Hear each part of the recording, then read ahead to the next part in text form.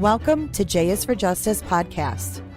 If live breaking news and following true crime is your thing, then please consider subscribing to my channel. And if you like what you see in my videos, please consider giving them a thumbs up.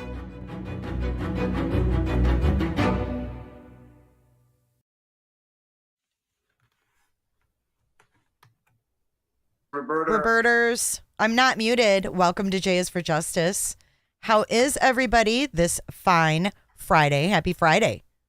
If you are new to this channel, please consider subscribing. And if you like what you see, consider giving that thumbs up. Or what have people been saying? Put your DNA on that like button.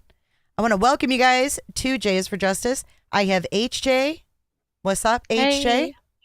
And I've got Potatoes. Hello, Hello, I'm Mike Lindell. So hopefully everybody's having a great Friday. We've got Shell is your moderator, and so is Angie B. Hey. I forgot to turn on my camera. I'm on camera today. What's up? Because I'm not fuzzy anymore. I had my hair maintenance today, and I'm not fuzzy. So I'm showing off my non-fuzziness. How about that? Cash me outside, ladies. How about that? It looks good. Thank you. That's good. Thank you. And you've got a nice tan going on. I did. I was burnt, right? And then it's now it's now It's nice turning and brown. into So today we are going to be going through the PCA. And we've got HJ and Potato that are going to be in character. Just kidding. But we're gonna who's gonna be who now? I forget. Who's who? I'm Blaker. Yeah, I'm pain in the ass. Okay. All right, that's You can awesome. Blaker. Brett Payne in the ass is AKA HJ, and Blaker, who is loud and beefy, is Potatoes. Are you guys hearing my sound bites in chat? Let me know. Hello, Mary P. And Brianna and L. Elizabeth. Mark M. Mark M says, hey. And Ray Kelly says, Jay, you can call me Ray. Mary says Hey, Ray. she's doing her dreads care this weekend, too. Thank you. It looks good, she says. Yeah, it's always nice to get it done. I feel like a new woman. Yay, it's Jay. But you can hear him? Okay. All right, ladies. So what we're going to do is we're going to go through these kind of not line by line, but maybe paragraph by paragraph to kind of contrast and compare. Florida Bass. How are you, Ernie? I bet you thought I forgot your name. Would never forget Ernie. Do you remember Man, Florida Florida Bass? Bass hasn't been in a Ages. while.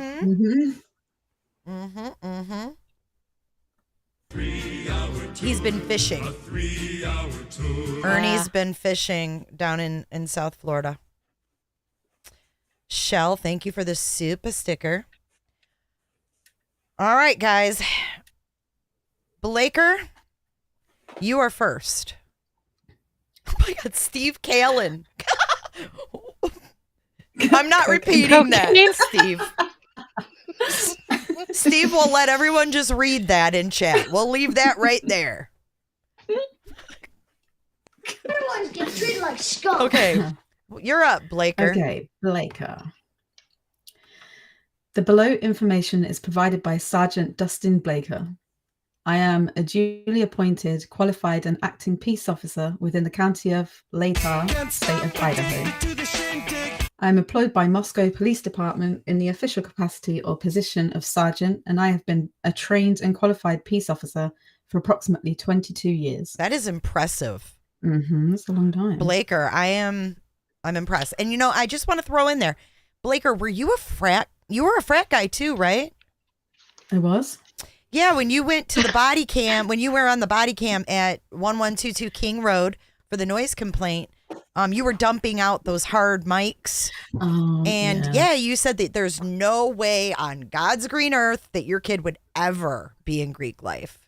Mm-hmm. And Mary P says, thank you, Blaker, for your service. I attended the Idaho Peace Officers Academy from January 2000 to March of 2000, and then completed a 16-week field training program where I was released in July of 2000. During my 16 years of law enforcement, I have attended additional training to include basic narcotics training, which trained me in handling high-level cases. I have conducted many search warrants, and I have assisted with previous homicide investigations while at the Moscow Police Department. I am being assisted by other officers of the Moscow Police Department, members of the Idaho State Police, and agents of the Federal Bureau of Investigation. Well, On November pretty impressive credentials there, Dustin. Yeah. So Dustin's been an officer for 22 years. Yep. And trained in narcotics. Interesting. All right. So Brett Payne, what are you all about? I'm not as cool. Well, come on, dude. You are though. I mean, we've all seen you. We know you're super cool, dude. You're way cooler than put yourself down. Brett Payne is like, he's nothing compared to you, man. You got this. Oh, jeez, hold on. The bird just flew out of the cage. The dog barked. Brett has a big dog. Diesel, too. no. Diesel, leave the bird alone. Hold on 1 second. Brett has birds and dogs. Come on. Why are we not surprised? It is Moscow, after all. And guess what? I'm so sorry about that. Oh, you're fine. Angie B just gifted a membership to Mary P. Mary P, welcome. Welcome to the fam. Oh, welcome. Thank you, Angie. Roberta. Angie, you're the best. All right. I'm good. And hi, Carrie. Carrie's here. Jackie's here. Nightbot. Okay, go ahead. Sorry, Brett. I'm sorry, Brett. All right. I am a duly appointed, qualified, and acting peace officer within the county of Lata, state of Idaho. Corporal Payne is employed by the Moscow Police Department in the official capacity or position of corporal and has been a trained and qualified peace officer for approximately 4 years. Corporal Payne is being assisted by members of the Idaho State Police and agents of the Federal Bureau of Investigation.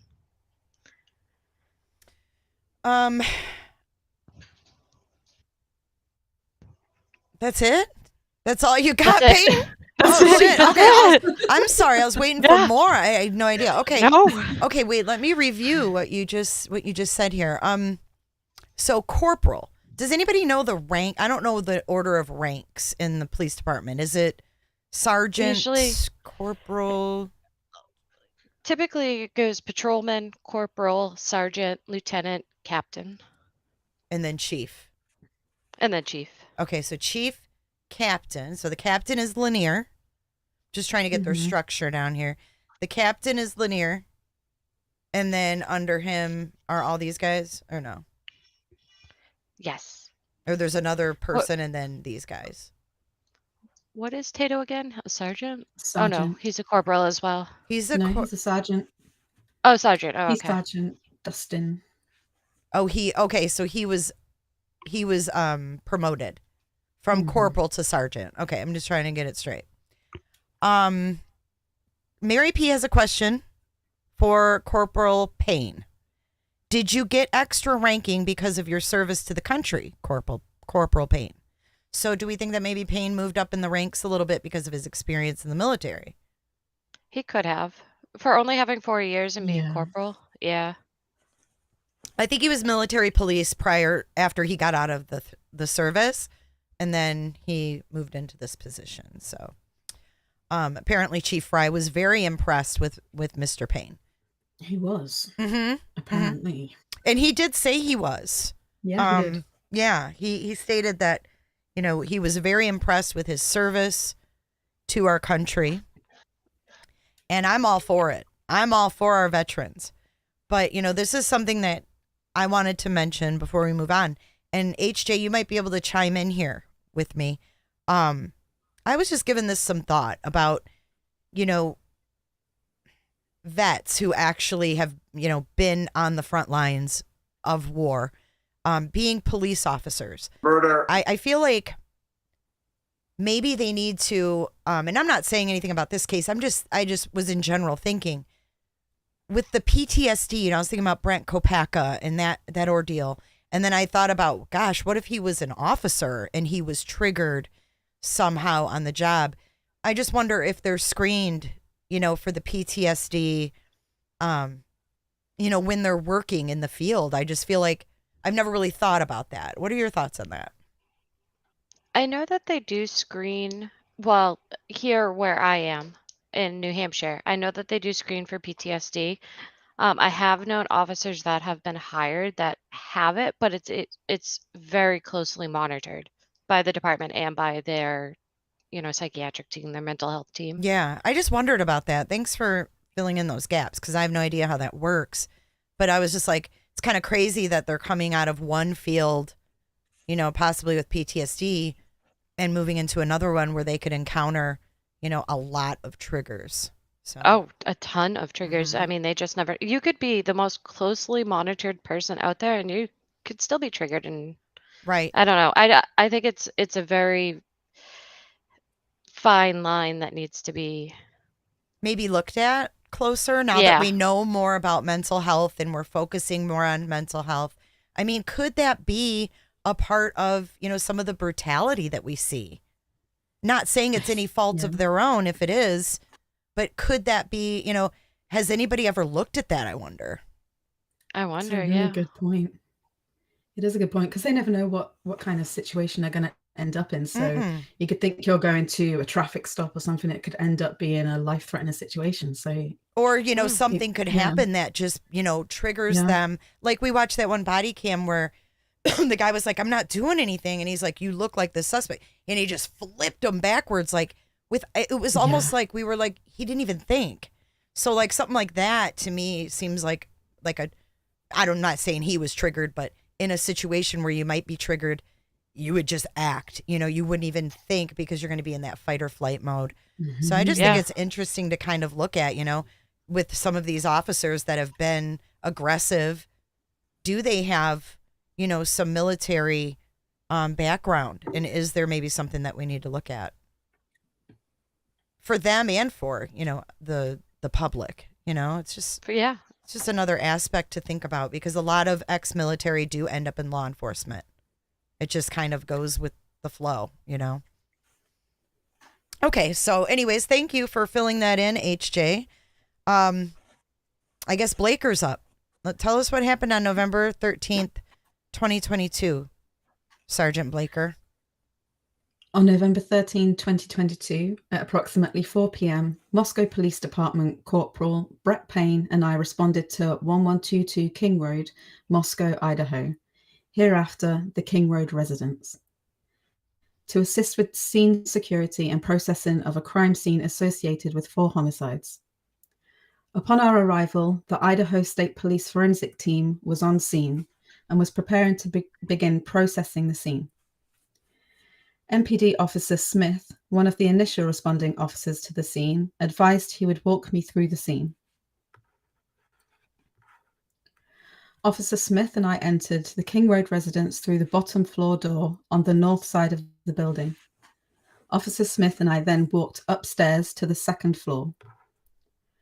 Officer Smith directed me down the hallway to the west bedroom on the second floor, which I later learned through Xana's driver's license and other personal belongings found in the room was Xana Knodl's, hereafter Knodl room. Just before this room, there was a bathroom door on the south wall of the hallway. As I approached the room, I could see a body, later identified as Knodl's, laying on the floor. Knodl was deceased with wounds which appeared to have been caused by an edged weapon. Okay, stop there.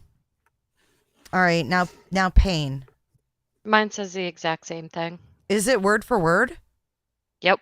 You're kidding me. Oh, really? Is it really? It's word for word, except for the beginning where it says Sergeant Blaker and I responded as opposed to Corporal Payne and I. That's the only difference. Okay. It's like they copy and pasted Copy from and each other. paste. Yeah. Weird. So Officer Smith was already there. Yes. Okay, so Officer Smith was actually the first one there then. So did he write a statement? But ISP was there. I have never seen a statement from Smith. No. But ISP was already there and was preparing to process the scene when Blaker and Payne showed up. So they walked in together, I guess, and Smith led them both on the same path, right? So both Payne and Blaker are now in Kernodle's room. Yep. Okay, Also in the so room, go ahead, Blaker. Yeah. Also in the room was a male, later identified as Ethan Chapin, hereafter Chapin. Chapin was also deceased with wounds later determined, autopsy report provided by Spokane County Medical Examiner Veena Singh, dated December 15, 2022, to be caused by sharp force injuries. Okay. Go ahead, Payne. All right, so mine said the same thing, so I'm just going to pick up from there. It's the same? Okay. Yeah. Okay, go ahead. I then followed Officer Smith upstairs to the third floor of the residence.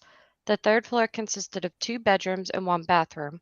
The bedroom on the west side of the floor was later determined to be Kaylee Gonclave's, hereafter Gonclave's, room. It's I can never. It's Gonsalves. Gonsalves. Okay.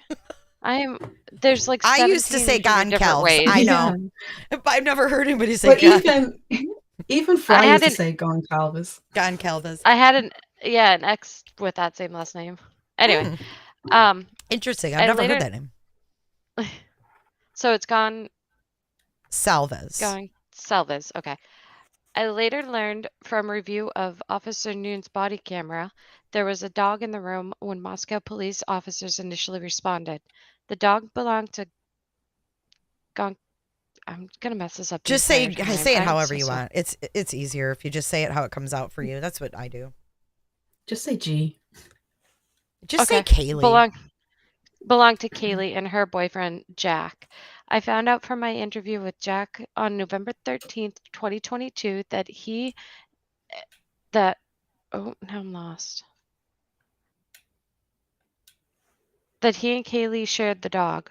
Officer Smith then pointed out a small bathroom on the east side of the third floor. The bathroom shared a wall with Madison Mogan's, hereafter Mogan, bedroom was situated on the southeast corner of the third floor. As I entered this bedroom, I could see 2 female in the single bed in the room. Both Kaylee and Mogan were deceased with visible stab wounds. I also later noticed what appeared to be a tan leather knife sheath laying on the bed next to Mogan's right side when viewed from the door. The sheath was later processed and had a K-bar, U.S.C, and the United States Marine Corps Eagle Globe and Anchor insignia stamped on the outside of it. The Idaho State Lab later located a single source of male DNA left on the button snap of the knife sheath. So Payne saw the sheath, but Blaker didn't. Really? Oh, okay. It says, I was later advised by ISP investigators they located a tan leather knife sheath laying on the bed next to Mogan's right side. So they didn't. They went into the room together, but apparently one they saw were it and one together. didn't. But wait. Listen to this though. So Payne must have found it because Payne says, I also later noticed what appeared to be a tan leather knife sheath. And then I was later advised by ISP that they located. Unless maybe Payne went back. I don't know. But it's not Did like he go back to have a look? Because it sounds like they didn't see it to start with. If he saw it. Why did he go have a look again? Yikes. Why would you? Yeah, because I also later noticed. Yeah. Why would you want to? So that means he went back. So why? Yeah. Unless he went back to look after he was advised by ISP. No. But Blaker didn't. No, Blaker didn't go back to look. I don't like that. I don't like that at all. Okay, and it says laying next to Mogan's right side when viewed from the door. So we don't necessarily know her position, but if she was like had her head on the pillow, that way, like her bed, then her right side would be like towards the wall when you first walk in. Yeah, that's what I was. Yeah. Or she could have been laying on her stomach, and then it would have been the other side. We don't know, do we, Good until we point. know what kind of position they were in. No, I don't think we do. No, he's saying Mogan's right side when viewed from the door. So, like, if you're standing in the doorway, you're looking at her right. You get what I'm saying? Yeah, it but it depends what depends way on she's laying, though, doesn't it? If she's on her back, then her right side's going to be at the wall. But if she's on her front, her right side's going to be on the other side, viewed from the door. I don't think Do you know that's what I what mean? that means. I think it means when you're looking in the room on her right side, like not her right arm necessarily, but your view looking in the room on the right. Isn't that how you would take it, HJ, or no?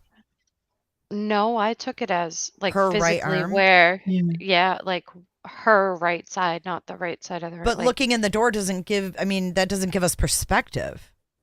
no. They should have said what side of the bed it was on. Instead of saying that it was on Mogan's right side, if they just said what side of the bed it was on, it would be less ambiguous. But the whole thing is kind of ambiguous though, because if we Yeah. go back up to that paragraph where he's like, I later noticed, like when's later? Is that 20 Yeah, minutes later or is Right. that 4 hours later? Yeah. And like, what did he do? Did he go, hey, to the ISP people? Like, oh, hey, by the way, there's a sheath next to her. And then ISP why did ISP tell, wait. I got a problem here. Uh-oh. Brett Payne says, I also later noticed what appeared to be a tan leather knife sheath. Then this dude says, I was later advised by ISP investigators they located the sheath on the bed next to Mogan's right side. Not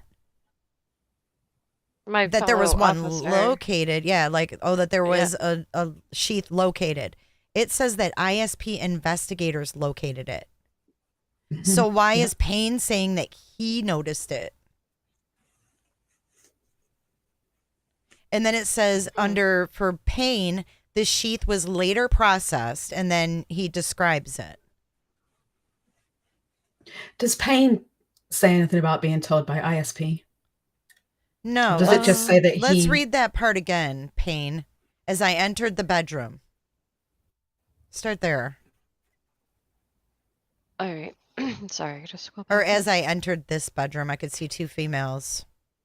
Yep. As I entered this bedroom, I could see two females in the single bed in the room. Hold on one second. Sorry. Both Kaylee and Mogan were deceased with visible stab wounds. I also later noticed what appeared to be a tan leather knife sheath laying on the bed next to Mogan's right side when viewed from the door. The sheath was later processed and had a K-bar, U.S.C, and the United States Marine Corps Eagle Globe and Anchor insignia stamped on the outside of it. The Idaho State Lab later located a single source of male DNA left on the button snap of the knife sheath. So he is saying that he's the one who saw it. Yep. But ISP is saying that they're the ones who But found it. ISP is saying that they found it. To Blaker. And Blaker says nothing about Payne saying that he'd seen the sheath. Which is weird because they walked in at the exact same time. I mean, everything is the exact same up until the knife sheath. Yeah. Yep. That's where. That's so Oh my weird. gosh. I think someone's here. You think? First the bird. Now this. Oh, I know. It's a zoo over here. It's a zoo. Yeah, interesting. So it doesn't change until Payne says, hey, I noticed this knife sheath. And then Blaker says, ISP told me they found a knife sheath. Yep.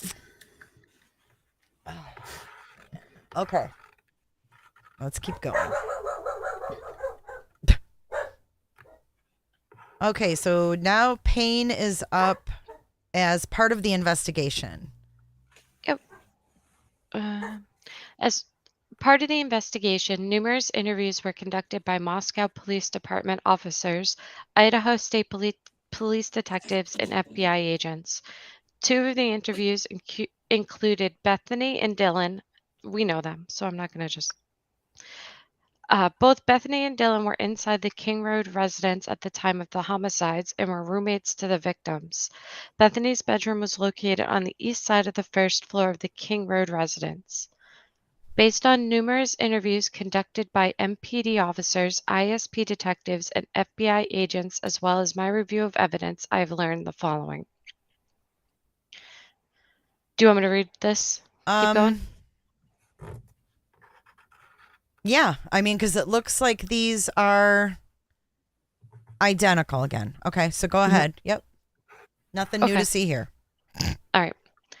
On the evening of November 12th, 2022, Chapin and Kernoodle are seen by Funk at the Sigma Chi house on the University of Idaho campus at 735 Nez Pierce Drive from approximately 9 p.m. on November 12th to 1:45 a.m. on November 13th. Funk also estimated at approximately 1:45 a.m., Chapin and Kernoodle returned to the King Road residence. Funk also stated that Chapin did not live in the King Road residence, but was a guest of Kernoodle. Okay, stop there. So Blaker doesn't have all Okay, those Blaker. details. Go ahead, Blaker. Blake doesn't have any of that? Nope. Blaker stops at 9 p.m. Oh. saying that, where is it? 735 Nez Pierce Drive from approximately 9 p.m. BF also stated that Chapin did not live in the King Road residence, but was a guest of Kernoodle, and that's it. Yep. There's nothing about 1:45. So, yeah, what Payne added is BF, statement from BF. Yeah, it says Chapin and Kernoodle are seen by BF at the Sigma Chi house on the University of Idaho campus at 735 Nez Pierce from approximately 9 p.m.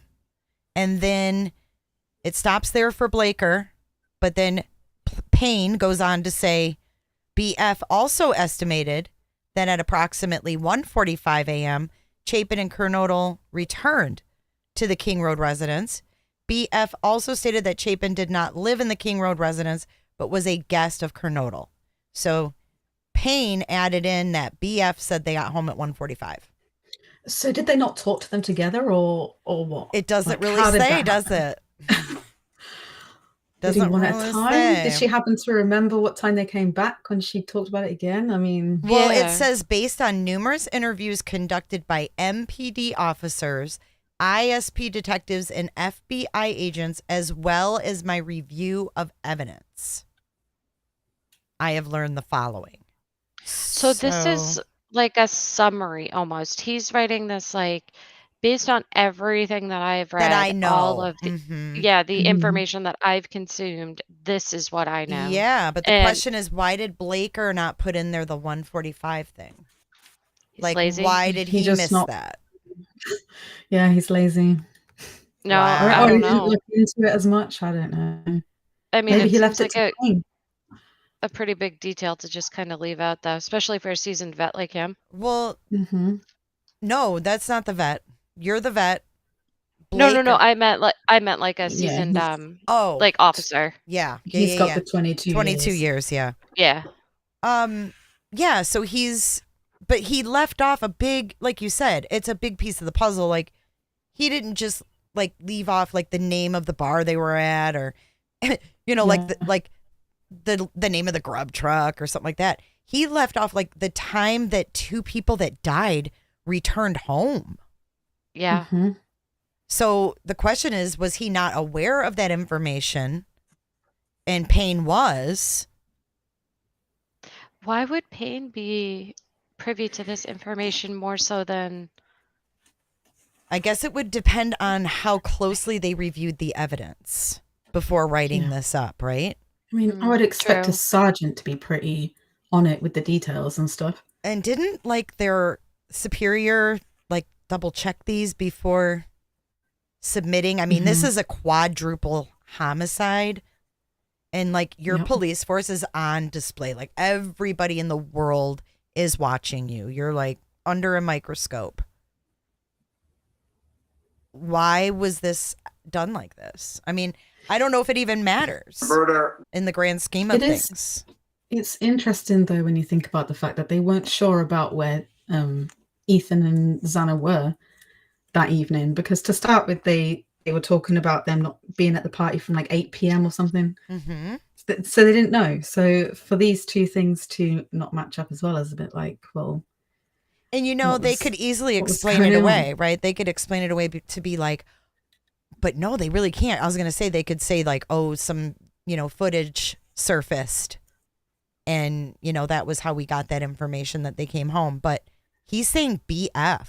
And what's crazy is in the Pennsylvania one, it says that BF was freaking there with them until 1:45.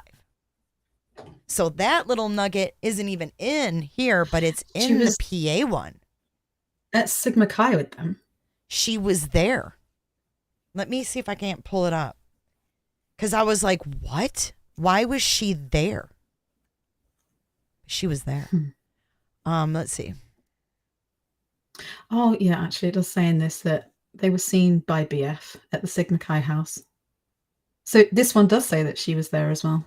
Oh, it was worded different in the PA one. But yeah, it was like she was there with them until whatever time. But then it doesn't say that they walked home together. We never have heard that. Didn't they get home at different times? I'm sure that been there and then like. Oh, I'm sorry, Tito. No, you go ahead. So it says BF also estimated at approximately 1:45 a.m. Chapin and Kernodle returned to the King Road residence. So does that mean that she was already home, or she saw them leaving the party at 1:45 and assumed that they were going straight home? Right. It's not clear, is it? Yeah, I'm sure it says in one of them that Bethany and Dylan were already at home before anyone else returned. And but they weren't out together. So what time did they actually get home? Because I don't think it actually says specifically. And I don't know if it does have to say that in here. I think what they have to have in here is just enough to arrest someone for the homicides, right? So they could just, be leaving those specifics out, just like how the list in Pennsylvania just said knife for the number one item, and the other two had name brands with them. Like maybe they left that out because they were like, oh my gosh, this is the one that goes with the sheath. So we're going to keep that in our back pocket, so to speak. Yeah, that's exactly what I thought, because you can rule out the other two because they've given names of them. But this. Right. They can match that knife up with the sheath and be like, boom, here we got them. Or whatever they're planning on doing, Okay. So it is weird though, and it's rather confusing to see how it's worded, when you put them in this context. Especially because we're scrutinizing it so much because we can pick these apart. Yeah. I don't think they were thinking this when they were writing it. They were probably just like, oh, another report. Like obviously they knew they had to be a little bit more vigilant, but they probably weren't thinking it was going to be scrutinized like this, is what you're saying. Yeah. And him leaving out that, I don't know if that matters. I guess we'll find out in time, if that matters or not. So we're on to where Kaylee and Maddie were at the local bar. So whoever wants to go first. Tato? Or Heather? Yeah, I'll go. Kaylee and Maddie were at a local bar, the Corner Club at 202 North Main Street in Moscow. Kaylee and Maddie can be seen on video footage provided by the Corner Club between 10 p.m. on November 12th and 1:30 a.m. on November 13th. At approximately 1:30 a.m., Katie and Maddie can be seen on a video at a local food vendor called The Grub Truck at 318 South Main Street in downtown Moscow. The Grub Truck live streams video from their food truck on the streaming platform Twitch, which is available for public viewing on their website. The video was captured by law enforcement. A private party, Eric Grower, reported that he provided a ride to Kaylee and Maddie at approximately 1:56 a.m. from downtown Moscow in front of the grub truck to the King Road residence. Which one are you reading where you had his name in there? Oh, crap. No, you're sorry. fine. No, Pennsylvania didn't redact it. Is that the one you're looking at? Yeah. Yeah. No. Yeah, PA. Oh, okay. Yep. I was going to say, because they didn't redact it. Isn't that interesting? Yeah. Because here it says a private party reported. So that means that he came to them, right? Yeah. A private party reported that he provided a ride to Kaylee and Maddie at approximately 1:56. And then, so what happened then was Olivia Gonsalves, I believe, she found the grub truck. She knew there was a video there. And she knew that they went there. So she looked up that video and then she corrected the time because I think the time was wrong on something. Yeah, they had them all coming back at like the same time. So like 1:45. Yeah, so it wasn't 1:56. It was like you said, 1:45. So it was like all at the same time, it sounds like they all got home. And if we think about like what's been talked about lately, that something happened at that frat house. And I think something happened at that frat house. And I think it's interesting because they focused so much when I went back and looked at some of the, things they were asking from the public and stuff like that. And they kept asking, like, we want any footage from this perimeter. And it was all the roads. We looked on the last live stream when I had Google Maps up.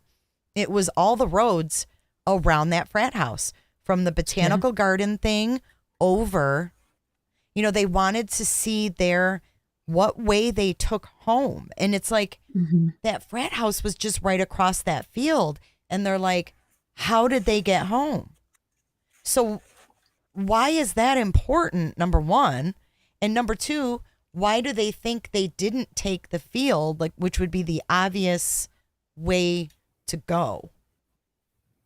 Like why would they think they took a different route than the obvious? Do you think? Mm-hmm. Yeah, because they also said that literally was a direct route, goes between the houses and stuff after they come off the green.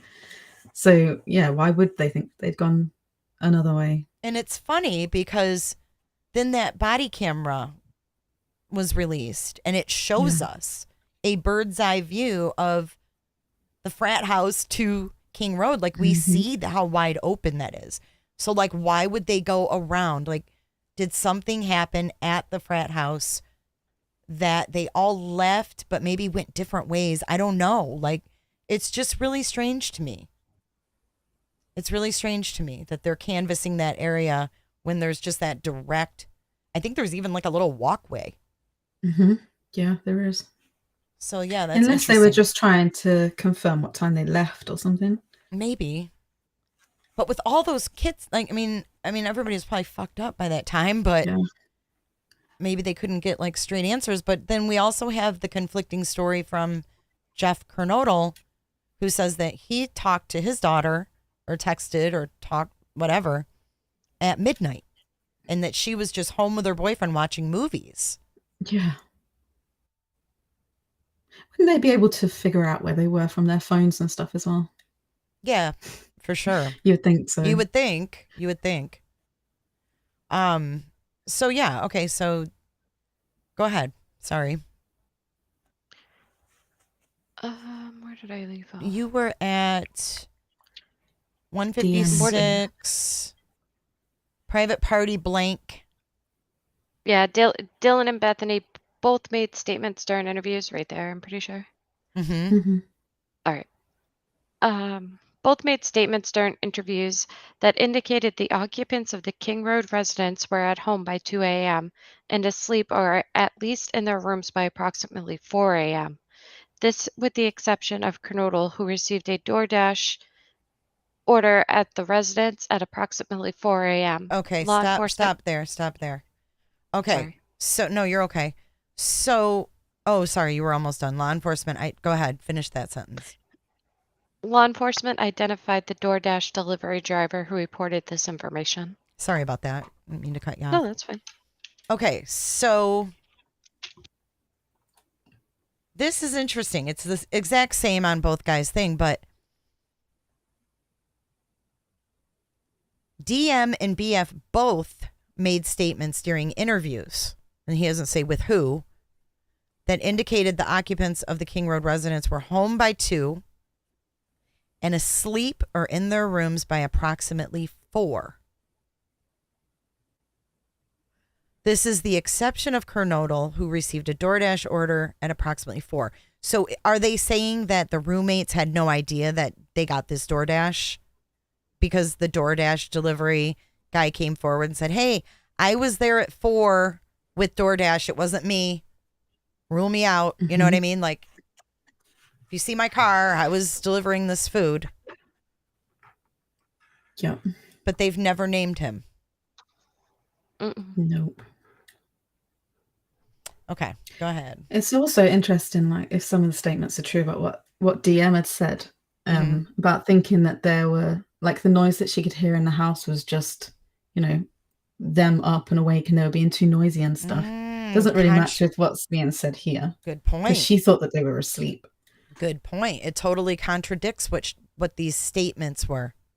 And we don't know if they're accurate statements because they didn't come directly from her, did they? They came from people who know her. So, I mean, I don't know. They could be false. She could have thought they were asleep, or she could have really shouted to them to shut up because they were being too noisy, which would mean that they're not asleep.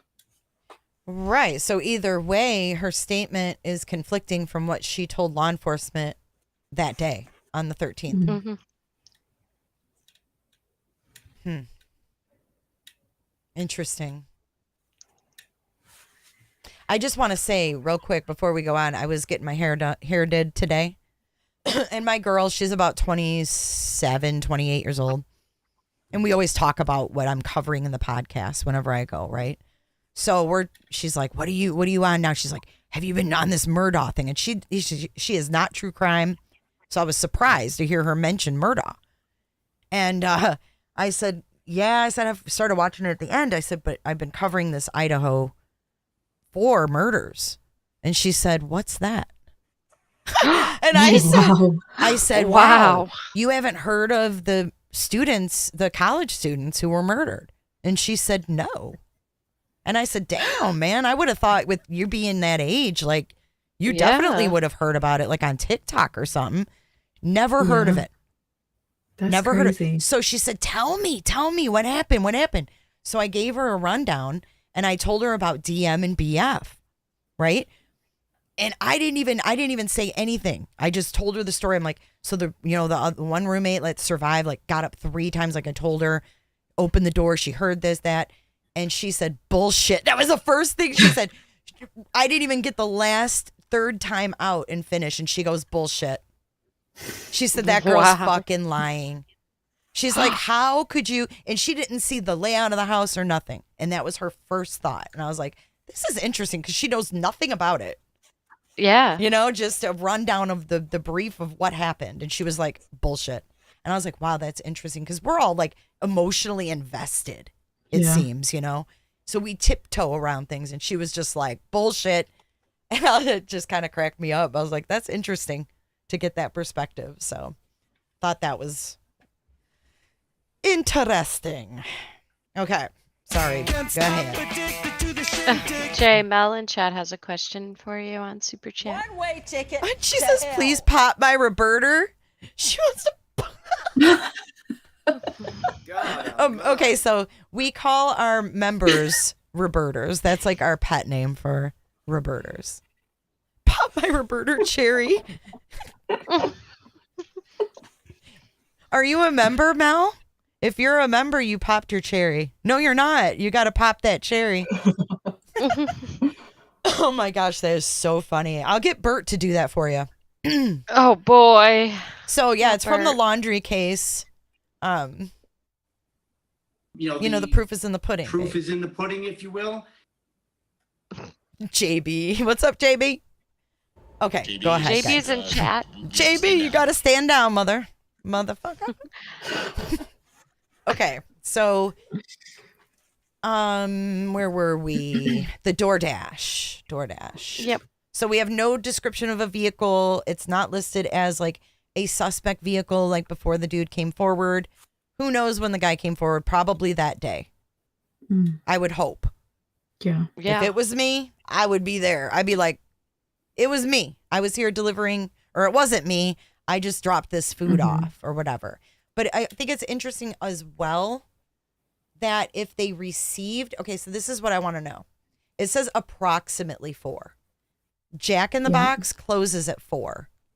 So I know from ordering on DoorDash that they stop taking orders before they close. So I don't know what like the runtime would have been for a DoorDash, because like you'll place a DoorDash and then they try to find the closest driver.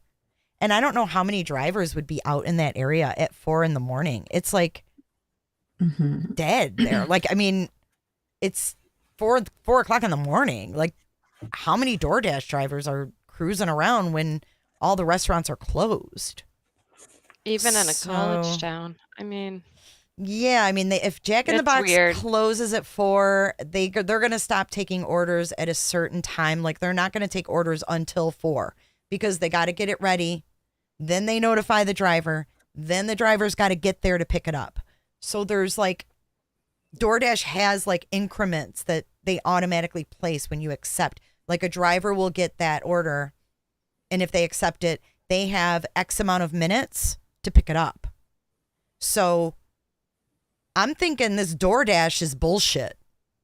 Now that I'm thinking about it, unless she ordered it at 3 and then they happened to find a driver in that hour and it took forever to get there. I don't know. It's possible. So when did she order it, I guess would be the question. And that would be on her phone. But it's just interesting to me that the restaurants close, and I don't know. I just don't know. So we'll see. Look at Mel. She says, I even have a red splat by my name. oh, She said Roberta. She did. Bert got her. That's how it played out. Bert got her. Oh, Birdie Bert.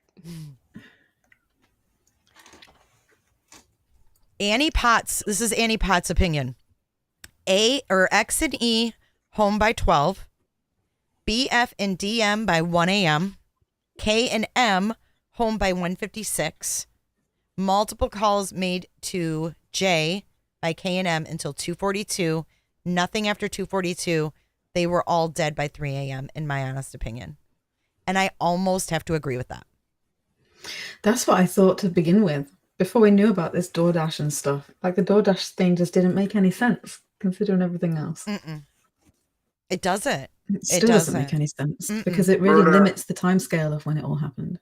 And it would have had to come from Pullman, yes. And also, did the vehicles cross each other? Like, did Koberger cross with the DoorDash guy? I mean, we don't even know. Did DoorDash? You know what? Could DoorDash?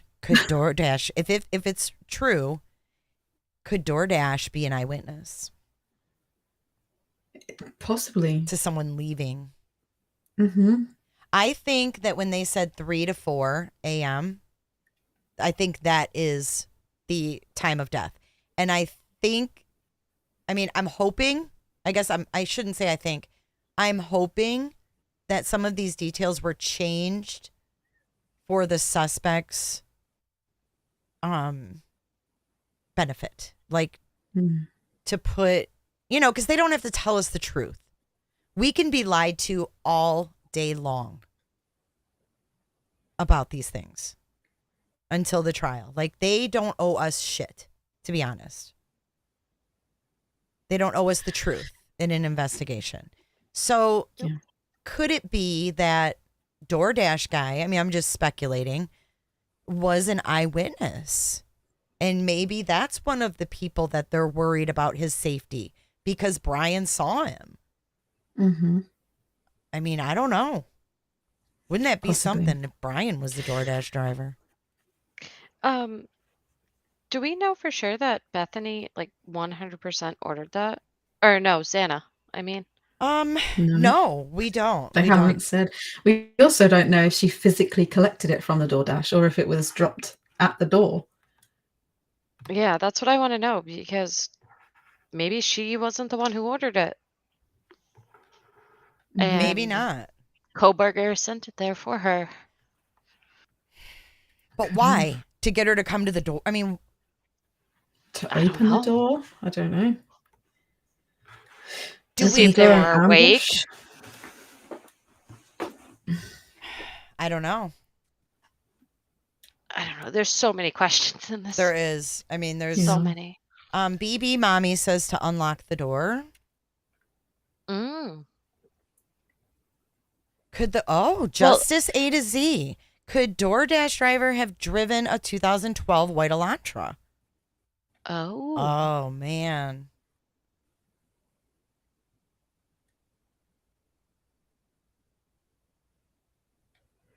They must have had two vehicles on the footage that they saw, though. Like, they must know there were two different vehicles. And why? Yeah, that's a good question, Sammy. Why Xana? Wouldn't he do that in the name of the person he was stalking?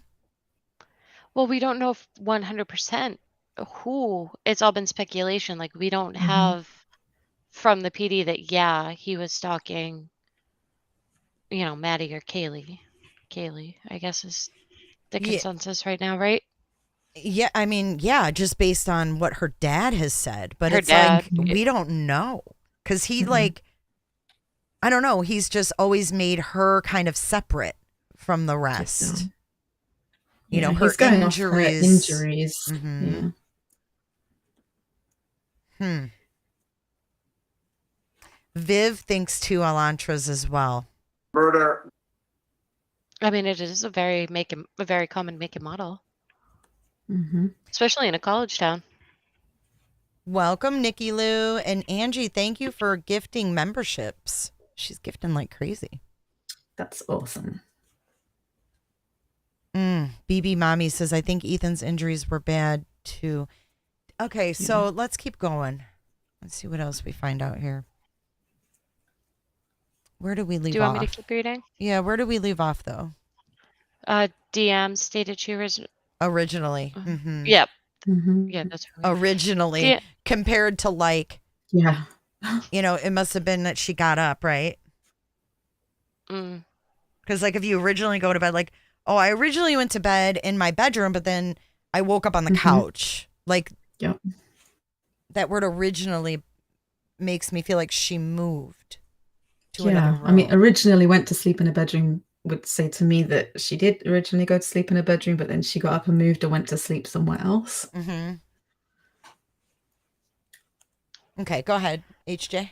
All right. Sorry, DM Payne. stated she originally went to sleep in her bedroom on the southeast side of the second floor. DM stated she was awoken at approximately 4 a.m. by what she stated sounded like Kaylee playing with her dog in one of the upstairs bedrooms, which were located on the third floor. A short time later, DM said she heard who she thought was Kaylee say something to the effect of, "There's someone here." A review of records obtained from a forensic download of Kernodle's phone showed this could have been Kernodle, as her cellular phone indicated she was likely awake and using the TikTok app at approximately 4:12 a.m. DM stated she looked out of her bedroom but did not see anything when she heard the comment about someone being in the house. DM stated she opened her door a second time when she heard what she thought was crying coming from Kernodle's room. DM then said she heard a male voice say something to the effect of, "It's okay, I'm going to help you." At approximately 4:17 a.m., a security camera located at 1112 King Road, a residence immediately to the northwest of the 1122 King Road, picked up a distorted audio of what sounded like voices or a whimper followed by a loud thud. A dog can also be heard barking numerous times starting at 4:17 a.m. The security camera is less than 50 feet from the west wall of Kernodle's bedroom. Okay, stop there.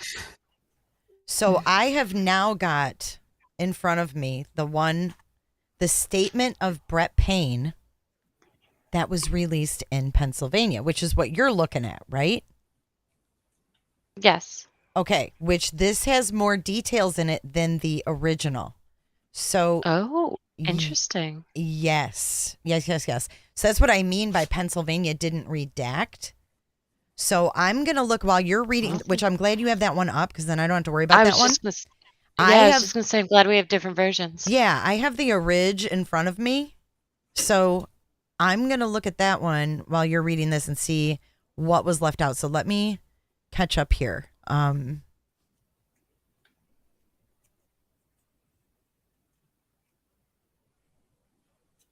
Yeah, it's interesting because these are different. Because on this one of Payne, it says on the evening of November 12th, Chapin and Kernodle are seen by Funk at the Sigma Chi House on the University of Idaho campus from 9 to 1:45 on November 13th. And then it says Funk also estimated at that at approximately 1:45, Chapin and Kernodle returned to the King Road residence.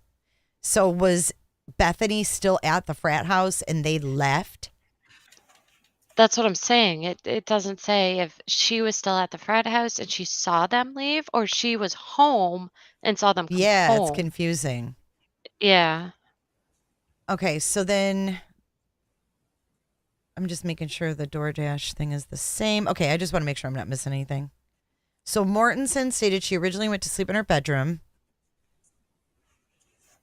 And then the 4:12 a.m. Okay, so the 4:12 a.m. on Kernodle's phone, I am confused with. And I'm confused with why Dylan lived with these girls. And she thinks that Kaylee said there's someone here. But then they're stating, oh, well, Xana's phone was active, so it was probably her. Like, why are they assuming that? Like, this girl lived with them. I would say I would trust her judgment on who said that. Mm-hmm. Over just someone being active on their phone. I mean, there's 3 of us that live in my house. I could be outside in the yard doing something while someone inside, is doing something. Like, you don't know. Just because their phones are active doesn't mean that. Right. And the thing is, too, how do they know that the killer didn't, like, use her phone? You know what I mean? Like, grab her phone and or she wasn't on it when they came in and it was just left open. But she made that comment, Queen. Mm-hmm. Yeah. So her account, HJ, did you know this? Made a comment on someone's TikTok and just wrote the word Queen. That night? That morning? At 4:12 a.m. It doesn't have the time on it, but it must have been after midnight because it was the same date. Mm-hmm. Oh, I didn't. So it was between see 12 that. and 4. Or I guess we don't have an exact time, but she wrote just the word Queen, which is interesting that that's their road too. King and Queen. Like, I don't know. Weird. Mm-hmm. And I don't know whose TikTok it was posted on either. I wonder if she was like maybe using voice to text or so, like like was struggling and like hit the microphone. There's so many possibilities of how that could have happened. I had no idea. Yeah. Yep. That's crazy. So yeah, so I just feel like, she would know Kaylee versus Xana. Mm-hmm. There's someone here. So at approximately 4 a.m., she was woken up by someone saying there's someone here. And that would be the same time that the DoorDash driver would have arrived. Yeah. Okay, so go ahead. Mortensen. Mm-hmm. Stated she looked out of her bedroom but did not see anything when she heard the comment about someone being in the house. DM stated she opened her door a second time when she heard what she thought was crying coming from Kernodle's room. DM then said she heard a male voice saying something to the effect of, "It's okay, I'm going to help you." At approximately 4:17 a.m., a security camera... Oh, I already read all this. I'm so sorry. No, it's okay. Mm-mm. I don't think you did. No. Oh. Located at 111 King Road, a residence immediately to the northwest of 1122 King Road picked up a distorted audio of what sounded like voices or a whimper followed by a loud thud. A dog can also be heard barking numerous times starting at 4:17 a.m. The security camera is less than 50 feet from the west wall of Kernodle's bedroom. DM's Now, why would the dog start barking at 4:17? I was just thinking that doesn't even make sense. Like, if you'd already been in there for what? All 10, this commotion has already gone on. Yeah. Like, what? Yeah. My dog would be barking up a storm the minute you touch that door handle. Mortensen stated, and I know that that's like a Labradoodle, and they're not like vicious, like protective dogs. But if dogs have that sense, and I'm sure the minute that Kaylee was dead, that dog was freaking out. Because according to this, the dog was in the room by itself upstairs. Yeah. Mm-hmm. Mm-hmm. Go ahead. DM stated she opened her door for the third time after she heard the crying and saw a figure clad in black clothing and a mask that covered the person's mouth and nose walking towards her. DM described the figure as 5'10" or taller, male, not very muscular, but athletically built with bushy eyebrows. The damn eyebrows again. I can't. The male walked past DM as she stood in a frozen shock phase. The male walked towards the back sliding glass door. DM locked herself in her room after seeing the male. DM did not state that she recognized the male. This leads investigators to believe that the murderer left the scene. How would they know that? What? Like, what? If she didn't see him heading towards the sliding glass door because she saw him and closed her door, then how do they know he went directly out of the house? Unless he was saw on video outside the house. I mean, it doesn't make sense.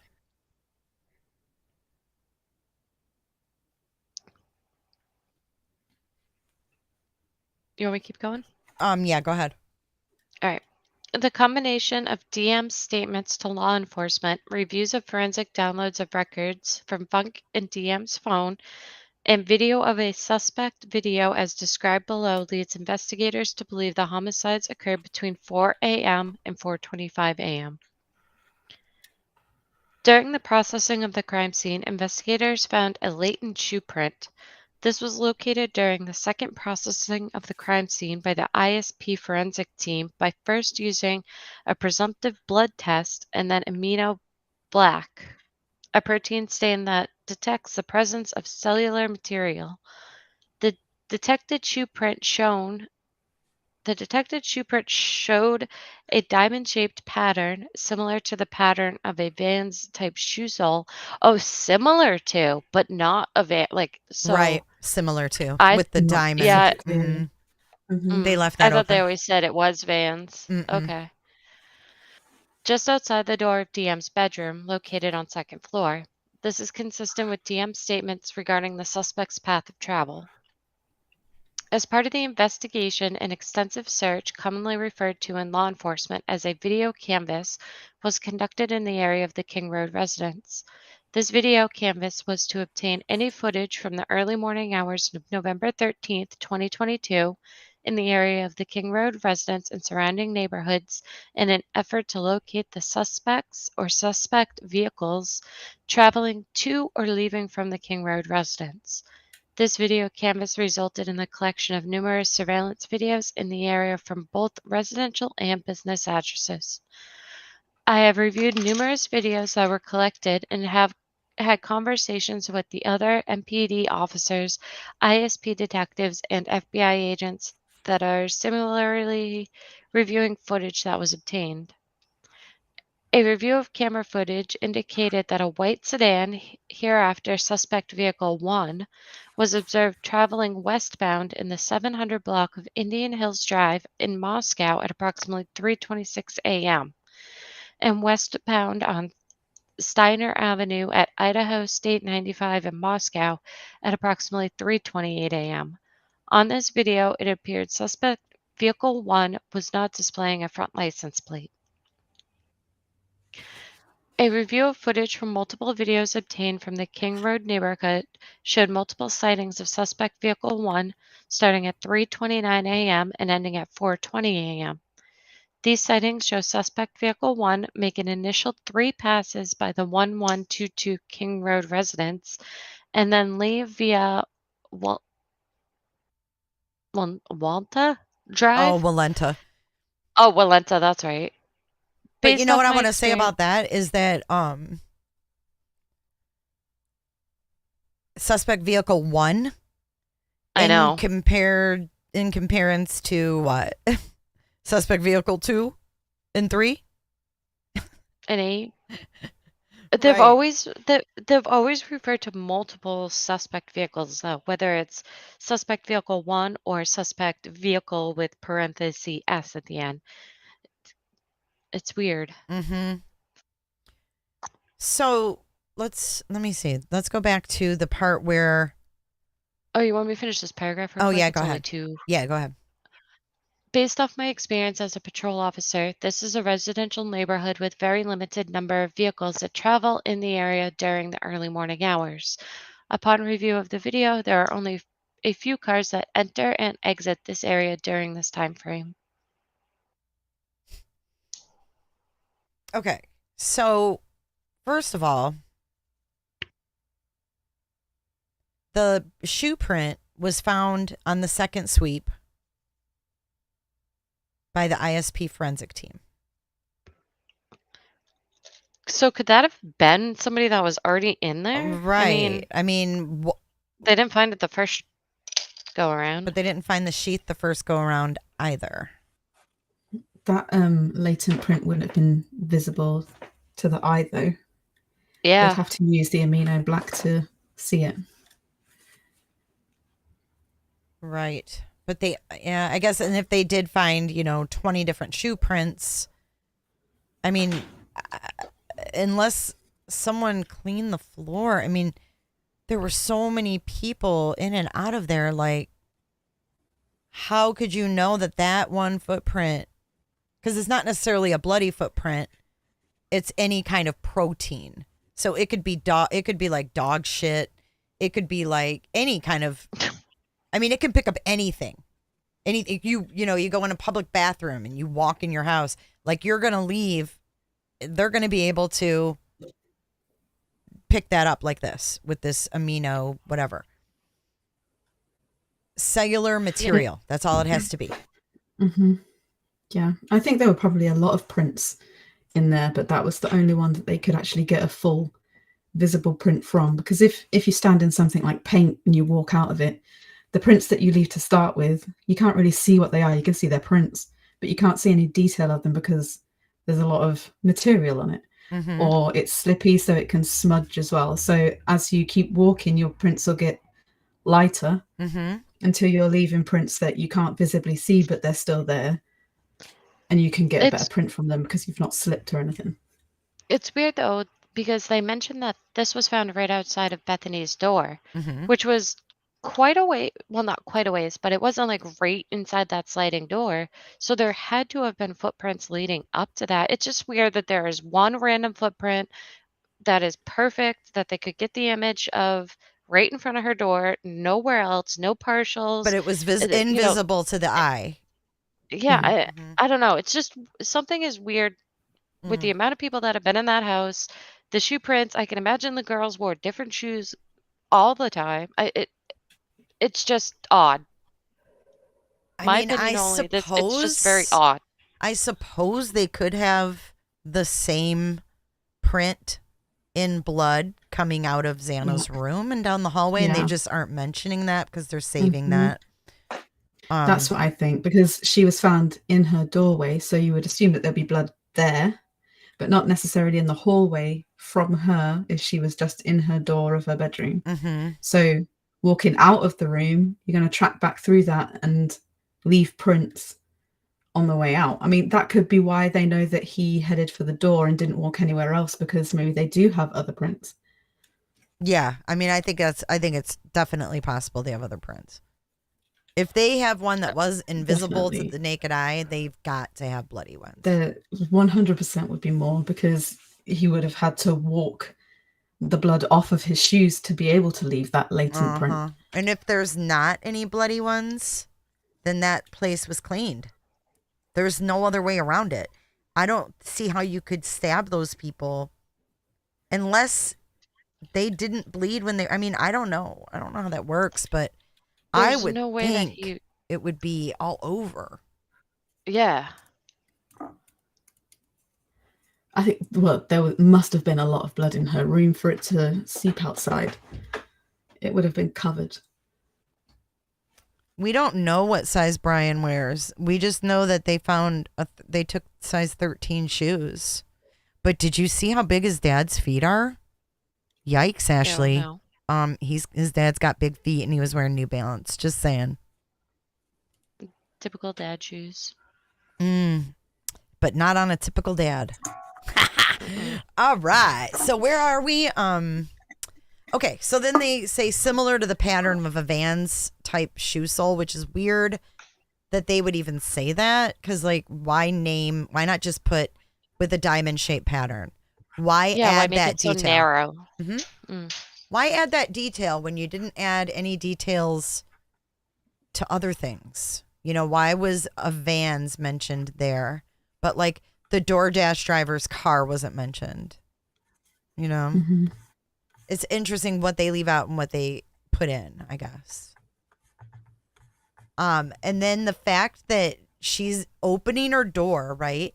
Like creeping open the door, and she sees this masked man clad in black, and she gets into a frozen shock phase, and that was in quotes. That means that came out of her lips. Oh my God. And like, I was in a frozen shock phase. She was definitely told that by someone else. That's not the typical thing that a 20-year-old's going to say. No. Like, oh my God, I was in a frozen shock phase. Like, no, that sounds like the verbiage of someone in the military, to be honest with you. A frozen shock phase. Like, Or did Ellie. she speak to a psychiatrist or something? I mean, to know the phases that you would go through. Oh, yeah. shock. Yeah. Oh my God. I didn't even think of it that way. Like, I wasn't even thinking of it as like phases. It's almost like the phases of anxiety, panic, PTSD type things. Yeah. The phases of the fight or flight situation. So does she have any other phases as well? How long did the frozen shock phase last? And when did she go into the next phase? Interesting. Yeah, so then we have her opening that door and then seeing him and then shutting the door.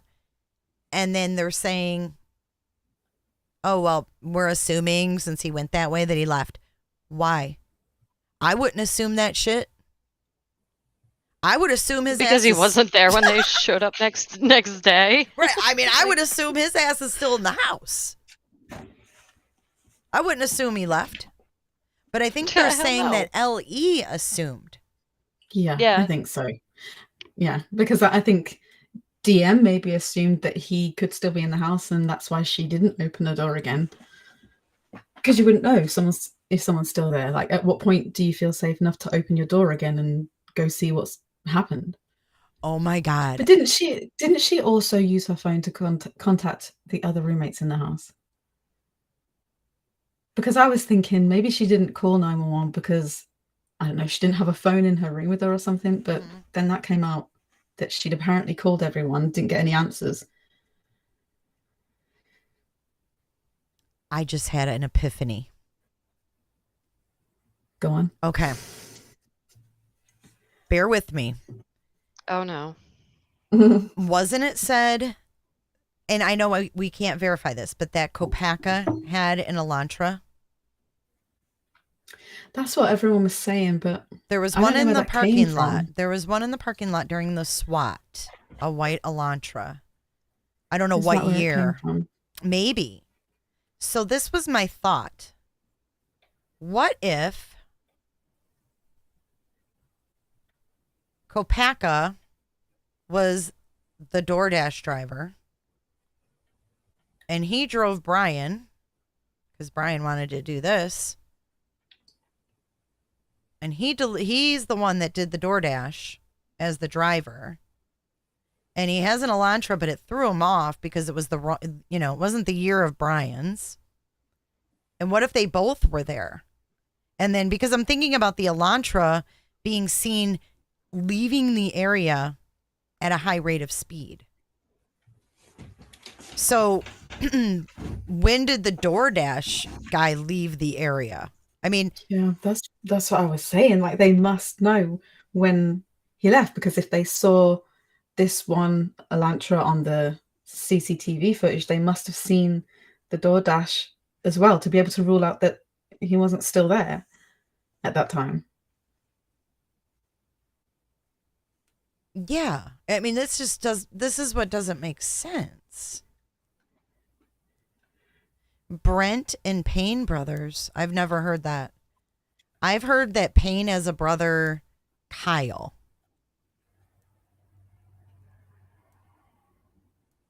Okay, so anyways, that's just me getting, my mind. I'm just thinking it's just weird. Like, if you think about the DoorDash being dropped off at approximately 4, like, I can't wait to see all of the digital evidence, because in watching the Murdaugh case, they got everything. I mean, they'll know if she was on TikTok. It's not going to be a question of, maybe she left it open sitting there. They'll know if she was active on it. Mm-hmm. They'll know if she was touching that phone. They'll know how it was unlocked, whether it was portrait or landscape even. Yeah. So their phones are going to tell a lot. And there's no mention of any digital evidence from any of the victims' phones, except for the calls made to Jack. That's the only thing we get from there, is the TikTok maybe being used and the calls to Jack. Yep. And it's almost like, did Kaylee and Maddie even make those calls? Or was somebody wanting Jack to come over there? Was someone wanting to lure Jack into this mix? I don't know. Or were they calling for help like we've always thought, Mm-hmm.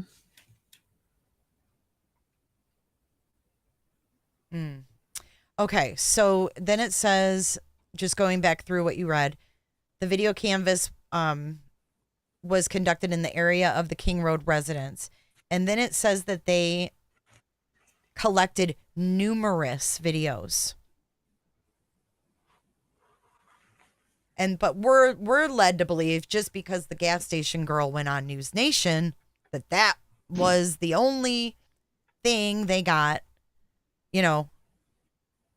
of the car. But it says here that they have numerous surveillance videos in the area from both residential and businesses, and that they have reviewed numerous videos that were collected and had conversations with the other officers, ISP detectives, and FBI agents that are similarly reviewing footage. And then it says a review of camera footage indicated that a white sedan, hereafter suspect vehicle 1. See, I think they had a 1 and probably at least a 2, and they narrowed it down to 1 is our suspect, the other one is someone else. You know what I mean? Mm-hmm. I mean, they could have had DoorDash vehicle as suspect vehicle 2 as well. And then when he came forward or whatever, they obviously ruled him out as being suspect vehicle. Oh my gosh, I just had another epiphany. What if Brent Kopacka was a DoorDash driver, and that Brian, found him when he did his questionnaire thing, right? Let's say they crossed paths because of that questionnaire, or through, WSU, the police department maybe. But let's say that Brent Kopacka was an active DoorDasher, and Brian knew that he was going into Moscow to do a DoorDash, and knew that he had the same kind of car. And he went at the same time on purpose to confuse, knowing that that other car would be there. I don't know. I'm just thinking outside the box, like smoke and speculate, I guess. We should have a smoke and speculate night. Hell yeah. HJ's down. But I mean, we got to remember this dude planned this. Like, he wasn't planning on getting caught. He had all his shit in his car. And he didn't think that he was going to get caught. I don't think he did. No, I don't think he did either. He left a He computer. thought he was too smart. Mm-hmm. He left a Yeah, he computer took in his his apartment. motherboard. Right, but he left an intact computer in the apartment. And I think that's like the decoy, right? That's his On decoy purpose. computer. Because Yep. they would know he had a computer. So he's thinking, oh, well, if they have this computer, they're going to think, okay, we've got his computer. But then he also went a step further and removed the motherboard and the hard drives from his existing computers. But he hadn't gotten rid of all of that stuff yet. And I think he still had them because he thought that he had got away with it. It had been a while. He'd still been in the area. He'd still been doing his work commitments. No one was looking at him. Oh, man. And then he was gone. Could he have stashed those somewhere, like in his office, you know, like had the computer or somewhere, you know, had the computer separate, or maybe in his storage unit, you know, separate from the hard drive. And then when he left, he gathered everything together and was going to put it back together in Pennsylvania because he thought, okay, it's all good. You know, I got away with it. But when he was getting pulled over on the way, I mean, he could have very easily ditched that shit from Washington to Pennsylvania, and he didn't. Anywhere. Yep. Yeah, I think the fact that he was pulled over and nothing happened is the reason why he thought that he had got away with it.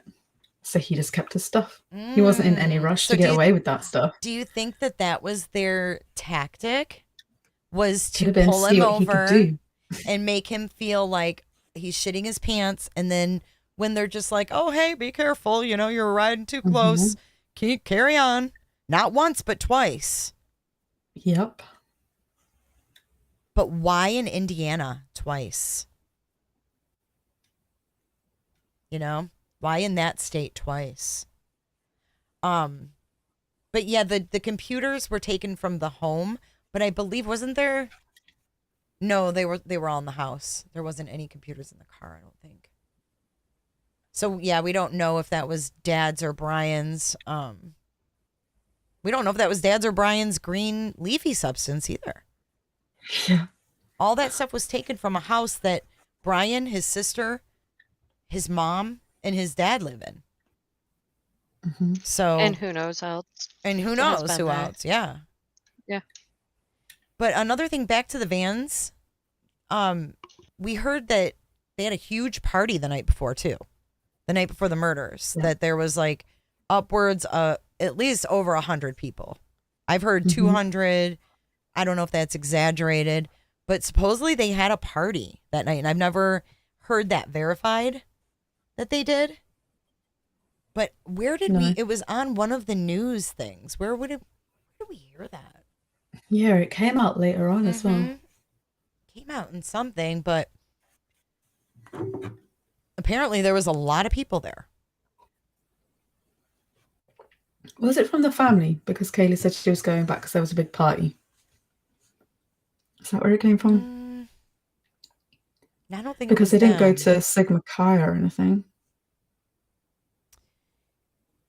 I'm sure she had said that there was a big party that was happening. And that's interesting too, that they, you know, they did separate things, but it seems like they did that a lot maybe, because when Xana is on the body cam, she's like, oh, they're at the corner club. Like, or no, Maddie. They asked where Maddie was. Those guys, those cops asked, but they called her Melissa or something. And she's like, Megan. What is, oh, Megan. Megan. That's what it was. Yeah. He's like, is Megan here? And she's like, Megan. She's like, I don't have a Megan. She seems like she was so funny, you know, I like so much fun. She's like, I don't have a Megan. And then he said Mogan, and she's like, Madison. Mhm. And then he's like, yeah, Madison. So how did he know Madison to even get the M name? Like, I know her name starts with an M. And he just, spit out Megan. Been there before, probably. Previous complaints. But then Blaker said, I've never been here before. And or was it Payne? Who was the one that was talking to her? I think it was Payne. He had his flashlight right on her. And he said, I've never been here before. Payne.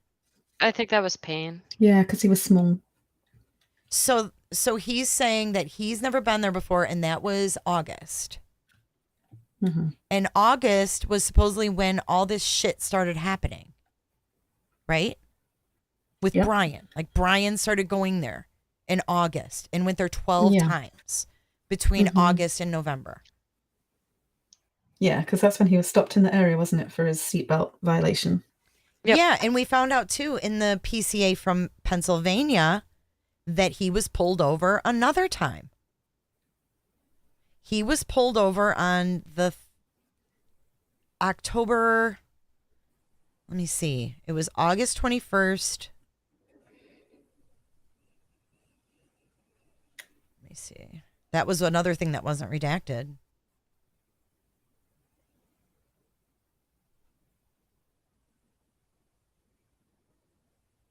Oh, where is that? October 14th, 2022. Brian Koberger was detained as part of a traffic stop by a WSU police officer. Upon review of that body cam and report of the stop, Koberger was the sole occupant and was driving a white 2015 Hyundai Elantra with the Pennsylvania plate. So he was pulled over by Latah County Sheriff Deputy Corporal Duke on August 21st of 2022. And he was the sole occupant of the 2015 with the Pennsylvania plate. And during the stop, which was recorded via a law enforcement body camera, Koberger provided his phone number. And that's where they got his number. Weird. So then so that was August 21st. Then fast forward to October 14th, he was pulled over again. He had to be freaking out when he was driving from Washington to Pennsylvania and getting pulled over 2 more times. Like, you would think. So, all right. So then he went on November 18th, a week after the murders, and registered his car in Washington. Now, they did note that his was expiring November 30th. Mm-hmm. So he would have had to at least, renewed it in Pennsylvania or got his Washington plate. But like we said, we didn't think he was maybe planning on going back. But maybe on November 18th, he didn't know he was going to get shit canned. Yep. At that time, he was confident that he was going to get away with this. So he thought, well, I had the Pennsylvania plate with the front and back, or just with the back, right? Or what is it? Does Idaho or Washington has front and back. Pennsylvania doesn't, right? Mm-hmm. Okay. Yeah. So he's thinking, all right, so I'm going to switch it over to Washington. I'm going to have the front plate now, and they're not going to know that's my car. Yes.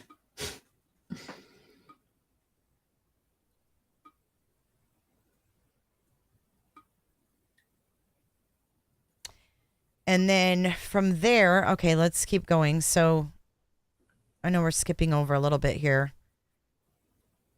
But I was just reading about these affidavits, and it does say that they are allowed to like copy and paste and just insert their own credentials in the beginning if their accounts are the same. So I guess that's typical for them to do that. But I'm just trying to compare now what is redacted and what wasn't. So investigators were given access to video footage on WSU, and a review of that. See, that's not even in here. Wait a minute. I want to see where where they changed the year of the car. Where is that in the new one?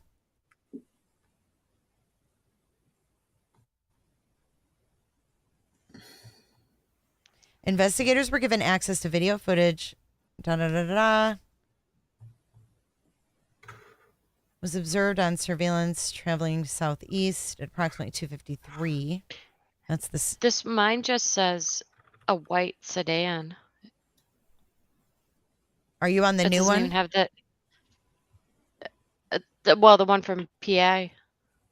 And okay, so where it says investigators were given access to video of WSU, a review of that video indicated that approximately 2:44 a.m. on November 13th, a white sedan, which was consistent with the description of the white Elantra, known as suspect vehicle 1. Is that the same as yours? Was observed on WSU traveling north on Southeast Nevada at Northeast Stadium Way. And then at approximately 2:53, a white sedan consistent with the description of the white Elantra, known as suspect vehicle 1, was traveling on Nevada Street in Pullman towards SR 270. This camera footage from Pullman was provided to the same FBI forensic examiner.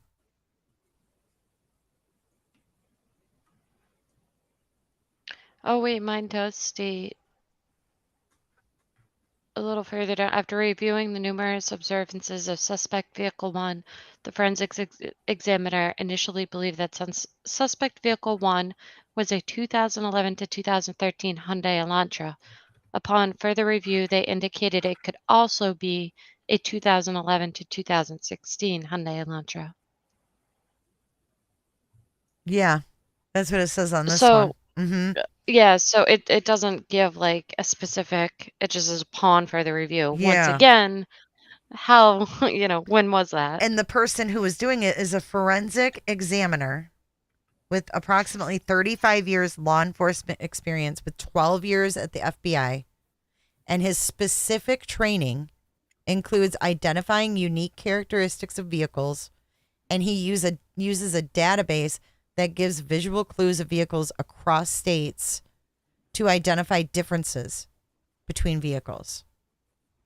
And he still got it wrong. So they said that suspect vehicle 1 was a 2011 and 2013. So what I'm thinking is that they moved suspect vehicle 1 being the 2011 and 2013 to maybe suspect vehicle 2. And suspect vehicle 1, which was the person who killed these people, is the 2011 to 2016.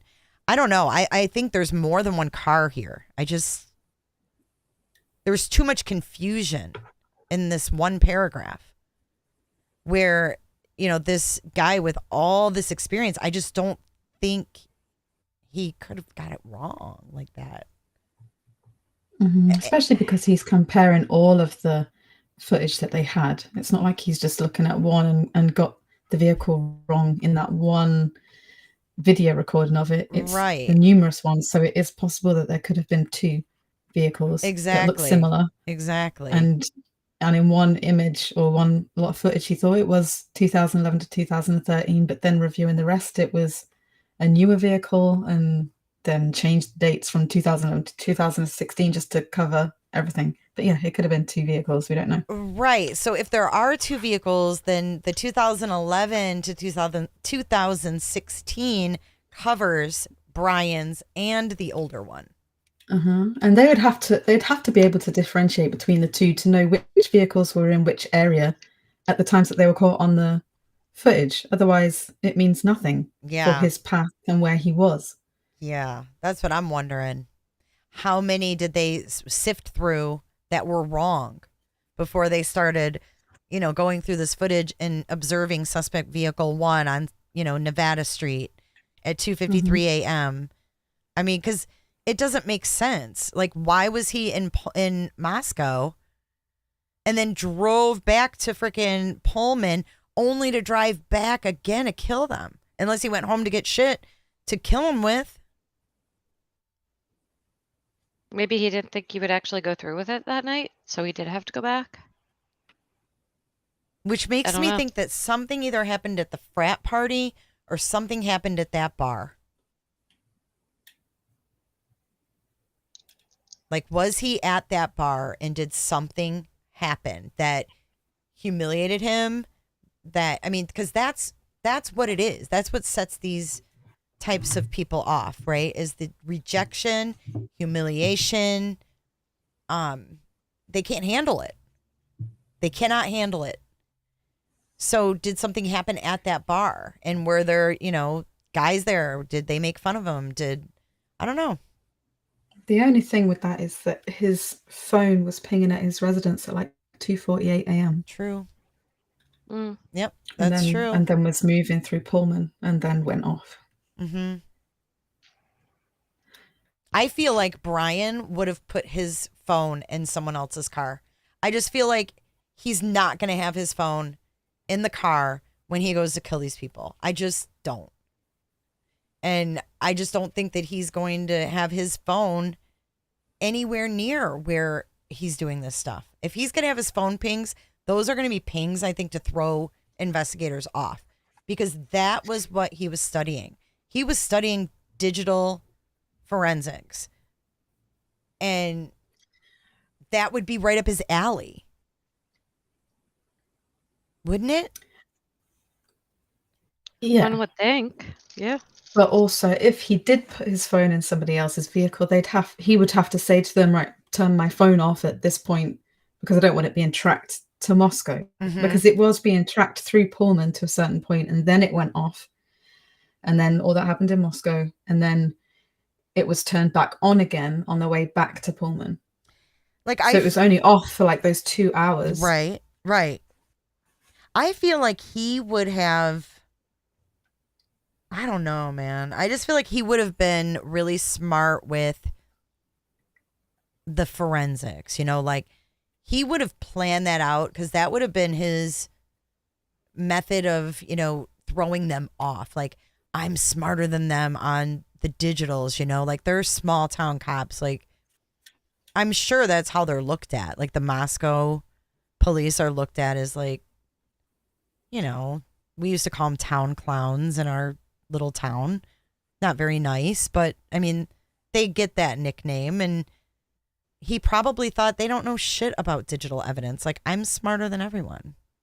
But I do think he was trying to cover his tracks as well by turning his phone off. Maybe he thought turning it off in the Pullman area would mean that he wouldn't be found in the Moscow side. Like, there's nothing to say that he's there because his phone hasn't pinged there because it's been off. The only place it's pinged is in Washington, not even in Idaho. Mm-hmm. Right, not even. But then his vehicle was tracked though, so it's those two things together, isn't it, that puts him in that area? It's his pings leaving. Right, but what I want to see, and if I was a juror, now let's do a poll in chat. If I was a juror, I would want to see that phone and that car in sync together. Like, you show me his phone and his vehicle in the same area, and then that's what I need to see. Because you can't tell me. I sound like Kanye. You can't tell me in your accent.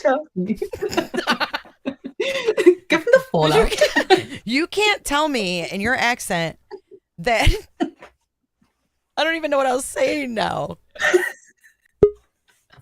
What was I saying?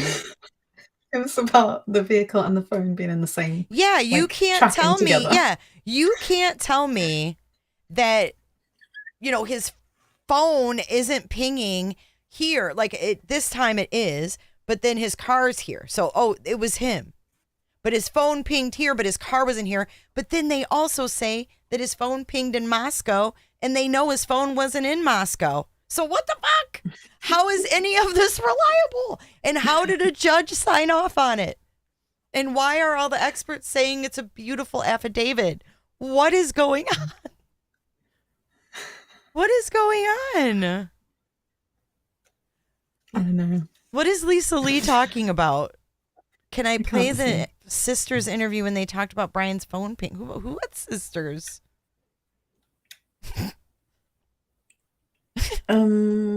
You can't tell me. I can't not hear Kanye now when you say that. These sound bites are going to be the death of us. You can't tell me in your accent. That's me saying that to you in your accent. That everybody says, oh, can I put potato on my phone? Somebody wants you to be their GPS reader. Oh, God. Oh, God. You don't want that. One maiden nut. Which way does it go? Is he smart or dumb? I think that he is smart. I think he's book smart. But that doesn't necessarily mean that you have common sense. Correct. And also, if you are the kind of person who thinks that you are the smartest person in the room, that kind of makes you a little bit dumb as well. Because you should be able to like realize that if you're up against law enforcement and things like that who have experience. Well, and two, if you're like you're not going to know everything. Yeah, and if you're preoccupied with always being right or like always like proving your point, like you tend to cut corners on other things, not, purposely. Yeah. But yeah, it's like someone just said in chat, boss dad, like no common sense shown because you're so ultra focused on this that you're not paying attention to that. But Aries just gifted 5 memberships. Lisa Lee, Veronica, Amazing. Justice Jane, and Sean's Princess are all Roberters. Awesome. That's so kind. It is. Thank you so much, Aries, and welcome to the fam, everybody else. Cheryl says, I think that there isn't any one thing that would convince me. I think that it takes several things to prove if he is guilty or not. I don't think you can hang it on any one thing. And I agree with that. I think it's a combination of a lot of things. And I think we get caught up on DNA so much. And there are a lot of cases where there aren't even any DNA and it's all circumstantial evidence, but it's so strong that, you get a conviction from it. I think the circumstantial evidence is heavy. His vehicle was moving, his phone was moving, his phone was off, just happens to be at the same time as the murders, and also his DNA is at the scene. Now, I'm reading chat, someone just gave me another epiphany. Ann Quinn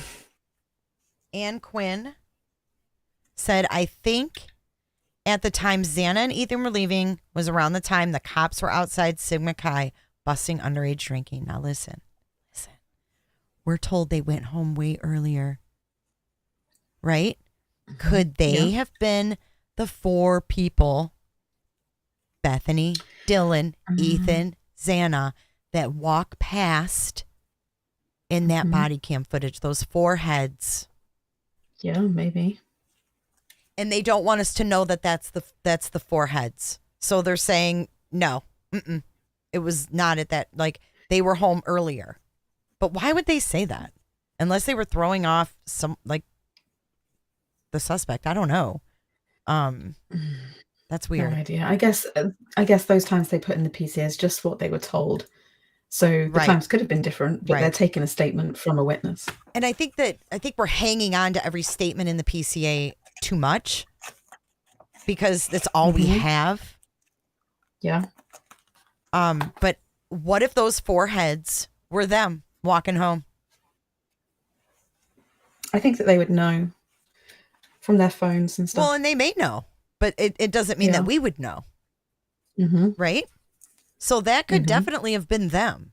And we could find out later that there's a lot more. Yeah, I mean, obviously there's a lot more. But when they were verifying their, comings and goings, it just seems like 4 people, 4 heads. And we have 4 people who were at the frat house, So I just wonder if that was them.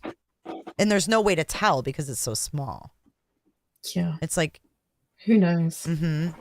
But it's interesting that it's 4 in a row, like 4 people walking together. They were like in a straight line, in a single file line. Payne was not first on the scene, 343. He was not first on the scene. And he says in the beginning of his thing, Payne says he responded to assist with scene security and processing of a crime scene. And then when homicide, so he already knew. With 4 homicides, yep, he knew. Upon our arrival, ISP was already on scene, and they were preparing to process it. So I don't know what time. 4 o'clock. Approximately 4 o'clock he got there. Him and Blaker. But the interesting thing is, I believe it was Smith who was, this is what's fucked up, okay? Smith was in the office, like in the police department, like working desk. I have an echo from someone. Yeah, I can hear it too. But he was working the desk. And I think that was in that Blum's book. And he didn't have to leave the department, but he did. That stood out to me. That he was working the desk, and they had already dispatched, Payne and Blaker, but Smith went above and beyond and decided to go to the scene and see what kind of assistance he could provide. So Smith was already there. Smith, one of the first ones that was there for the original call, because it said that Smith had. Yeah, Smith has already. Yeah, he had already went through the scene. Yep. Mm-hmm. Yep. So did he stay on scene, or had he gone back and then went back out? Oh, at 4? right. Yeah, I don't know. He was there at noon, and then he was there at 4. So I don't know. Like he left the desk, and then he just left it there. I don't know. When the boss is away, the mice will play. When the cat's away, the mice will play. And Chief was gone. He was a few hours away. Yeah, he was away. He was away. And you had these clowns in real tree caps issuing tickets to these kids. Yeah. So I don't know if Smith is even still employed there. Isn't he the one of them that's gone? Maybe someone in chat knows, because I think Smith is one of them that is no longer there. And the other one that's no longer there is Chris Bragg. Mm-hmm. But I remember Chris. No, I think Smith is still there. Smith is still there. That's right. Mm-hmm. And Smith has bushy eyebrows too. There's a lot of bushy eyebrows. The bushy eyebrows. Yep. They're going to have to do a lineup of bushy eyebrows, and Miss Dillon's going to have a lot of pressure. God. I don't see how this is open and shut with this PCA, but okay. I've heard a lot of people, like experts, say that this is beautiful, that it has so much information. Yeah. How could it be open and shut with a PCA though? It's literally like bare bones. They just said it was. They just said it was beautiful. Like, oh my God, they have so much in here. I don't know. So, Officer Smith, it says, directed. Wow. So Officer Smith walked them through. Yep. And then I'm wondering who got Xana's driver's license, and like what other personal belongings did they find in the room to identify her? Mm-hmm. And then how it says Ethan was in the room.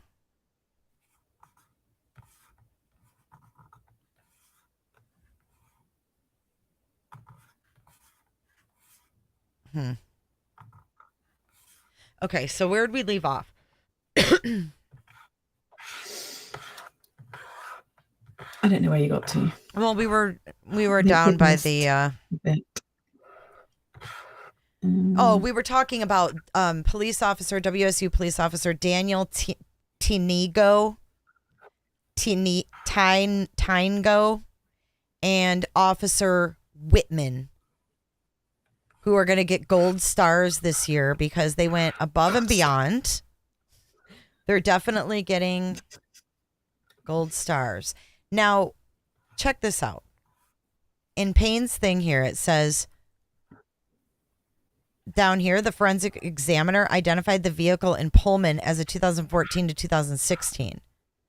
So, like, the one in Moscow was the one that was fucked up on, right? So the one in Moscow was, it's a 2011, 2013. Oh, whoops. Nope. We're going to broaden that. And then, but the one in Pullman was definitely between 2013 and 15 or 14 and 16. So then they went out of their way, and we heard Chief Fry say, we got 22,000 Elantras to look at, folks. Yep. This is going to take some time. But lo and behold, we have Daniel, Tingo, and Whitman, who were like on the same day on November 25th when MPD asked law enforcement to be on the lookout for white Hyundai Elantras. On November 29th, at 12:28 a.m., Officer Daniel Tingo queried white Elantras registered at WSU. And when he queried that at 1:28 in the morning, he found a 2015 white Elantra with a Pennsylvania plate, and it was registered to Brian Koberger. And they had his address, Valley Road, 3/4 of a mile from the intersection of Stadium Way and Cougar Way, which was the last camera location that picked up the white Elantra. But guess what? Brent Kopacka lived right in town, because guess what? When the SWAT happened, they had to shut down town. But that same day, so at 12:28 a.m., Tingo is searching up Elantras in the computer. And then at the same time, almost in sequence, Officer Curtis Whitman was driving about, and he happened to pull in to Northeast Valley Road, and he saw in that apartment complex what was a white Elantra with a Washington tag, though. And he ran that tag, and he said, oh my God, this is registered to a Brian Koberger. So this dude found it 20 minutes earlier with the Pennsylvania info. This dude found it 20 minutes later with the Washington info. So then the license indicates that Koberger is a white male with 6 foot tall, 185 pounds. And on the photograph of his license, lo and behold, he has bushy eyebrows. Bushy eyebrows. Oh my God. You can't tell me that is not the killer. You can't tell me. You can't tell me in your accent. They're not bushy. That they're not big and bushy. You're bright-eyed and bushy-tailed. I mean, they had 22,000, but these two clowns just nailed it, man. It took 20 minutes. I do think, though, that because it was student murders and stuff, that they probably would have checked the universities. You know, these two universities are close together. But that they would have checked them first before they're checking anyone else's Elantras. But we have the 29th, right? So the 25th, they asked law enforcement agencies to be on the lookout, and they didn't check ones of students at the schools first. Come on. Yeah, I would have thought that they'd do that straight away. So if there's not a logical explanation and I'm a damn juror, I'm going, what? If I'm a juror, I'm going, I think the wrong people are on the stand, Your Honor. Or the wrong people are on trial, Your Honor. Because that's just weird. I mean, and we know they didn't even find out about it on that day. They knew about it prior, right? To the 25th. Mm-hmm. But in here it says the 25th. Yep. And how did we find out the date changed? I don't know. I can't remember. And what date did the year of the car change? Was it after Brent died or before?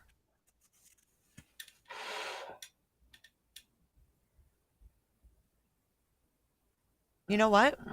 This October 14th traffic stop was in the original. How did I not notice that? Is it? Yeah, it is. Yeah, I only thought that he was stopped once as well. Does it say the area that he was stopped? In the October one? Nope. Just says it doesn't. By a WSU police officer. Nope, it doesn't say where. It actually doesn't say. Well, it says Moscow, Idaho, by the Corporal Duke, but it doesn't say what roads or anything like that. But that can be requested. I'm sure they're not releasing it, but I might have actually requested that 21st. No, I must have requested the 14th because the 21st is going to be Latah County. That's going to be a Latah County request. I don't remember. I've requested so much shit, but I don't know. I'm just not buying that these two WSU officers like saved the day. Like this dude just happened to pull in the parking lot 20 minutes after this dude looked him up. I think they were probably in contact with each other though. I mean, did he send him there? Because when he pulled up, because when he pulled up the details, it says that it gave him an address. So he could have sent him out there, like, go check out the parking lot, see if you can find this vehicle. Right. And then he said, Then he oh, wait, finds an it's electric Washington.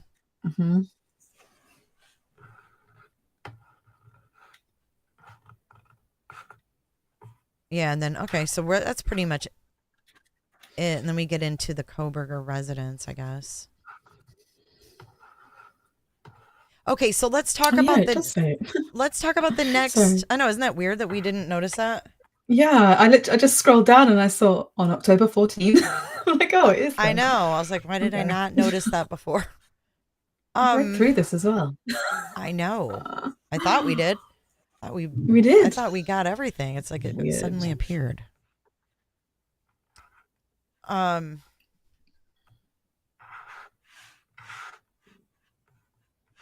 we get into all those pings, which is just a mess. Oh, but let's talk about the next morning. Where is that when the phone is back there in the morning time? 9:12. 9 a.m. Yeah. Further review indicated, okay, so the phone was there. But what's fucked up about that is that they say that his phone pinged there before and the phone wasn't there. Like they verified the phone wasn't there. Look, It says right here, investigators found that 8458 did connect to a cell phone tower that provides service to Moscow on November 14th. But investigators do not believe the 8458 phone was in Moscow on that date. And then it says the phone never connected to any towers that provide service to Moscow since that date. So if it connected to a tower in Moscow and he wasn't there. How do they know that he wasn't there? Because it was... I don't even know. Right, they must be able to figure it out, but they're just not saying it. I mean, I would hope. Maybe they're hinting that they have a way to know when the phone is pinging off a tower and that phone is in that city or it's not. And it's just like a supplemental, like that one tower near them is full, so it's bouncing to the next closest. And I think they can definitely probably, view the traffic on the tower closest and see why it bypassed to the secondary tower. So I think that's what they're saying, is that don't fret. We'll be able to tell when the phone was in town pinging and when it was out of town pinging. That definitely makes sense for why they put it in there. Otherwise, it makes no sense why they would even mention it, because then it just makes you question all the other ones. Right. And because we're not a judge, like we're not reading between those lines and going, okay, they have both of this. All right. And putting all this together to say, okay, yes, they have enough, See, when we get the discovery and stuff, this is all going to make sense. I hope so. I mean, I certainly hope that the discovery definitely tells a story, unlike the Watts discovery, which left more questions than answers. Yep. Right? Yes. Hello, legendary CEO. Yes, we have missed you around here. The CEO is back. He is back. Let's see. Joe Haas said Kopaka 911 call or body cam nowhere. People can have those. Yeah, it's still under investigation. So that whole thing went to like Idaho state patrol or something for like, or they have a special SWAT investigation. And they said that the officer was put on administrative leave while they investigate. And that's standard for any time there's an officer involved shooting. So right now you can't get any of that stuff because it's, quote, under investigation, conveniently. But what I do have is the scanner audio, and that was all we could get. I went back in the archives, and that just tells a really weird story, if you want my opinion. Yeah, I thought the same thing. I mean, it just made it seem like it wasn't serious, like the kind of things that they were saying. No. Can you bring me my cappuccino? I mean, we have a guy that's threatening, to kill himself. They got the roommates out, but he's threatening to harm himself, and they're worried about their cappuccinos and their jackets. It just doesn't line up. And laughing and stuff. Yeah. It's just odd. It's very odd. So it's either unprofessional or there's more to it, and somebody's, an informant, and that was done for appearance purposes only. And I think that it could be that because they certainly didn't protect the people in the vicinity. And I feel like all of those SWAT guys that were there are not dumb. They're not going to just fuck over all these people in this apartment complex and lie to them and say, oh, your place could catch on fire. Like, that was a pacifying move. And either way, though, it's kind of messed up if they weren't truthful with the apartment complex people, but I don't think they would do that. If they, played it off, and they've done this a lot. I mean, they do this all the time, you guys. They just don't tell us because these are called tactics. And we're not supposed to know these tactics because that's how murderers get away with murder when they know the tactics. So that's why, like, we heard that the FBI ordered them to pull over Koberger twice on his ride, but then they retracted that because they can't let all their secrets out, and I feel like if that was staged to somehow, trigger Brian or get Brian to say or do something, and maybe he did what they were expecting him to do. I don't know. They know way more than we do. And maybe that was intended to get some kind of a reaction or, something to that effect. So I think I think it's definitely going to come together. I do have faith that it's going to come together, especially after seeing the list of stuff they got out of the house. I feel way more comfortable with everything than just looking at the Washington apartment. It was like, yeah, I know, pitiful. That didn't even make sense though. I mean, the list of stuff that they said they took, but what we saw them take, they were carrying out boxes full of stuff. So why wasn't that stuff logged? Good question. There's so many unanswered questions. Yeah. I mean, there's so many unanswered questions. Like, why did Steve G get to pick up the Range Rover, but they still have Ethan's Jeep? Why was her car allowed to leave, but his wasn't? There's just so many things that we don't know. And it looks weird, I think, because there's so many pieces of the puzzle missing. It would be like HJ getting her Hunter Biden puzzle, and she only gets certain pieces. And she puts it in there, and she goes, what is this? This makes no sense. But then when she puts it all together and she sees Hunter Biden in his undies in a puzzle, she's like, holy shit, now I see what this all means. Did we lose HJ? No, I'm here. Oh, I never told everybody what I got you for Christmas. I would be so sad if I didn't get all those undies. So HJ got a puzzle, and it's a picture of Hunter Biden in his undies that was on his laptop, and it says to HJ from Hunter. It was a very special gift. She framed it. She put it together, framed it, and she's going to hang it on her wall. How about that? Oh, it's hanging on my wall. Right when you walk in, it's the first thing you see. Oh, shit. For everyone to see. It's on I gotta the get wall. his balloon one now. Yeah. Okay, Empty bottles Janine. and things. Janine says Brian's apartment provides each tenant a storage unit. I wonder if police knew because it isn't listed in the search warrant. See, I've thought about that too. It's interesting because they have to be so specific with search warrants, and for that to not even be listed is so odd. Yeah. They had to have known about it. You'd hope they'd know about it. There could be anything stored in there.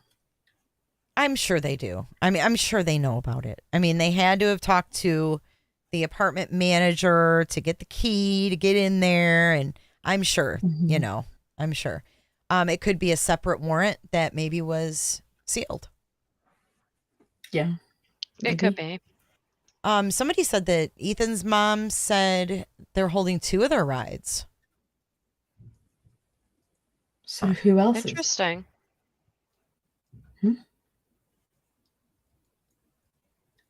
And a set of golf clubs. Yep, the set of golf clubs was being held as well. So I don't know, maybe a golf club was used as a weapon. God. Yeah, maybe it was in a room and someone grabbed it. Yeah, could have. Mm-hmm. Yeah, I mean, nobody knows. Nobody knows who went to retrieve that DoorDash either. Mm-mm. I mean, we assume that Ethan was sleeping. We don't know that, though. Because I know if it was me and my boyfriend, I'd be like, oh, get my DoorDash. You know, if I was like chilling from a night out, like just chilling, I'd be like, go get the food. But what's interesting is that in their kitchen, it's not only just a holy ass mess, and it's not just beer pong and stuff like that from this party.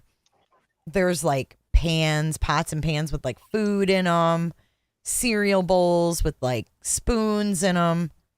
Like nobody was cleaning that kitchen. But that DoorDash typical bag. Student housing. Yeah, I mean, I guess so. But the other, I mean, I guess their rooms would be cute versus the main parts of the house, right? Mm-hmm. Yeah. Do we even know that that's the same DoorDash bag, though? I mean, she could have had a DoorDash bag in her room as well. That DoorDash could have been from 2 days ago, the one that we saw in the picture. Yeah, I mean, it doesn't necessarily mean it was that night. You're right. But it was, yeah, you're right. That could be old. Yeah. That could be way just old. with the state of their house. Yeah, if they're not tidying up, then yeah, it's very possible it could have been from That's so night. true. That's so true.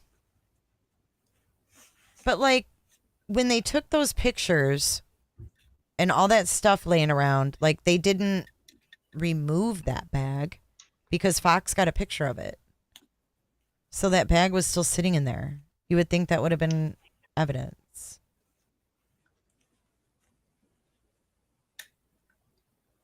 I don't know. But yeah, evidence to get prints to see who brought it in.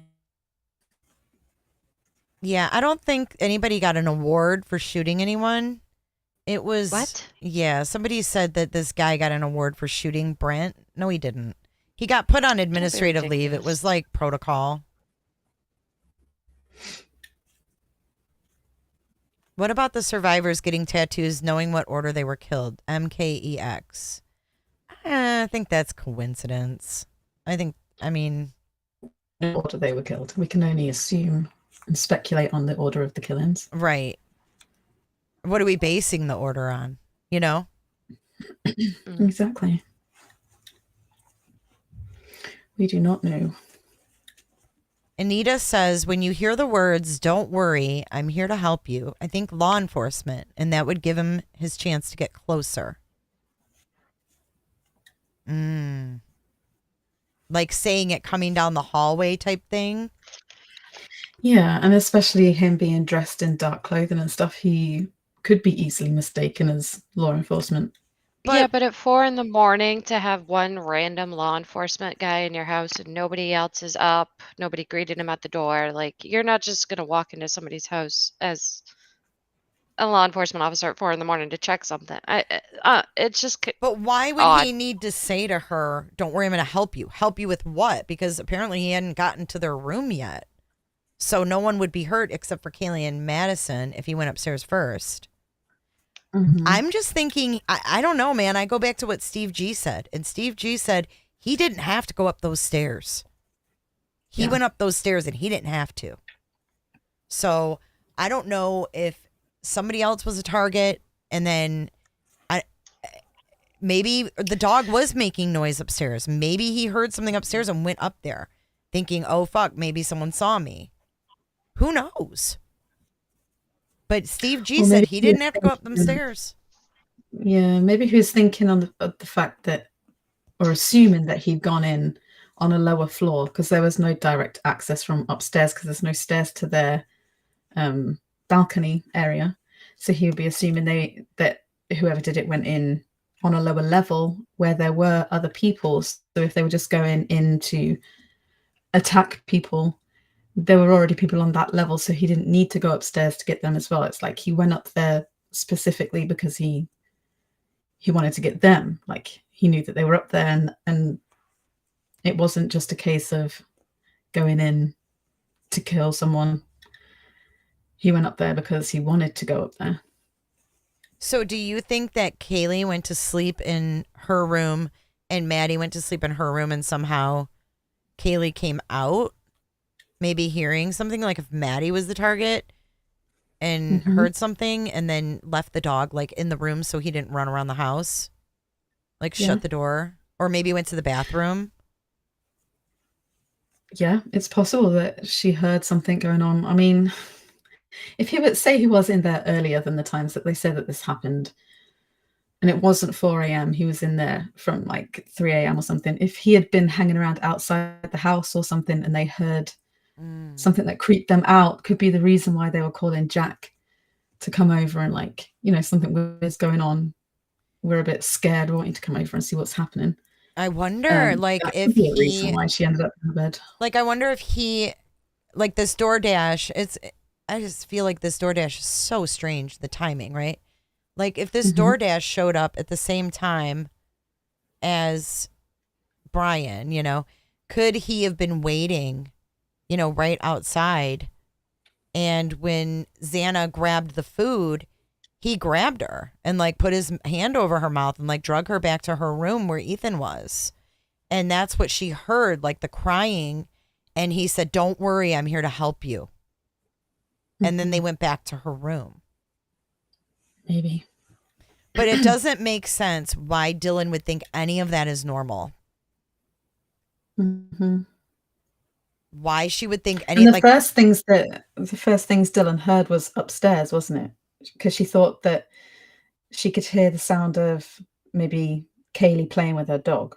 So, and that came before Xana's crying. Yeah. Which makes me think that he went upstairs first. I think that his target was Maddie. You do think it was Maddie? And I think it's possible that maybe Kaylee woke up and they had a little struggle, and that's the reason why she had More the worst wounds. injuries. Not because she was targeted, but because she was second. She could have walked in there while he was killing Maddie, to be honest, he could have. and ran to the bathroom, because I feel like there's something significant in that bathroom upstairs on the 3rd floor, because they mention it in the PCA and they don't have to. And they say there was a bathroom at the end of the hall, and the wall meets up with Maddie's wall. So I feel like there's something with that bathroom being mentioned. Why would they mention that bathroom if they were both sleeping in the twin bed in Maddie's room, you know? I feel like there had to have been, like, some kind of struggle or chase, or maybe that's what Dylan heard, that, you know, the struggle between Kaylee and him, and she thought it was the dog. But anything else past that, the crying and the seeing the guy, is what doesn't make sense to me. Yeah.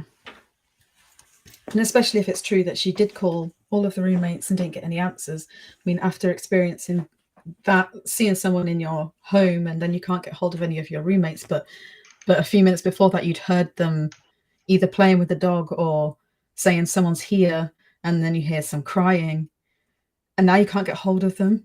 Like, you would, that to me would be alarm bells that something's happened.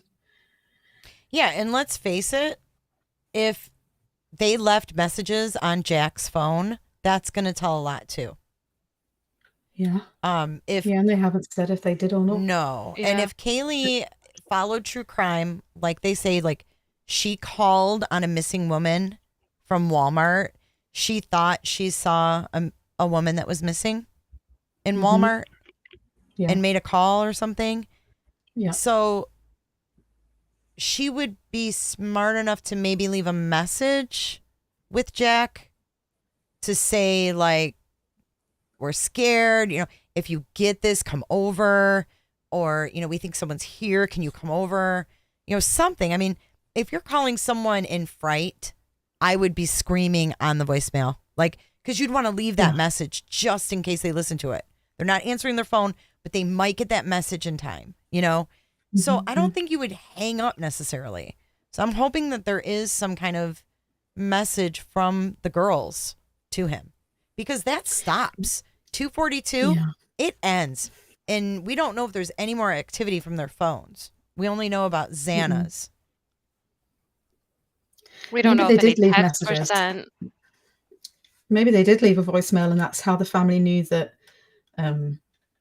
What did they say about it? Oh, that it was just what they do. They would just, like, it was their usual thing that they would make these repeat phone calls and things. Maybe they did leave a message and they sounded fine, so they knew that nothing had happened at that point. Mm-hmm.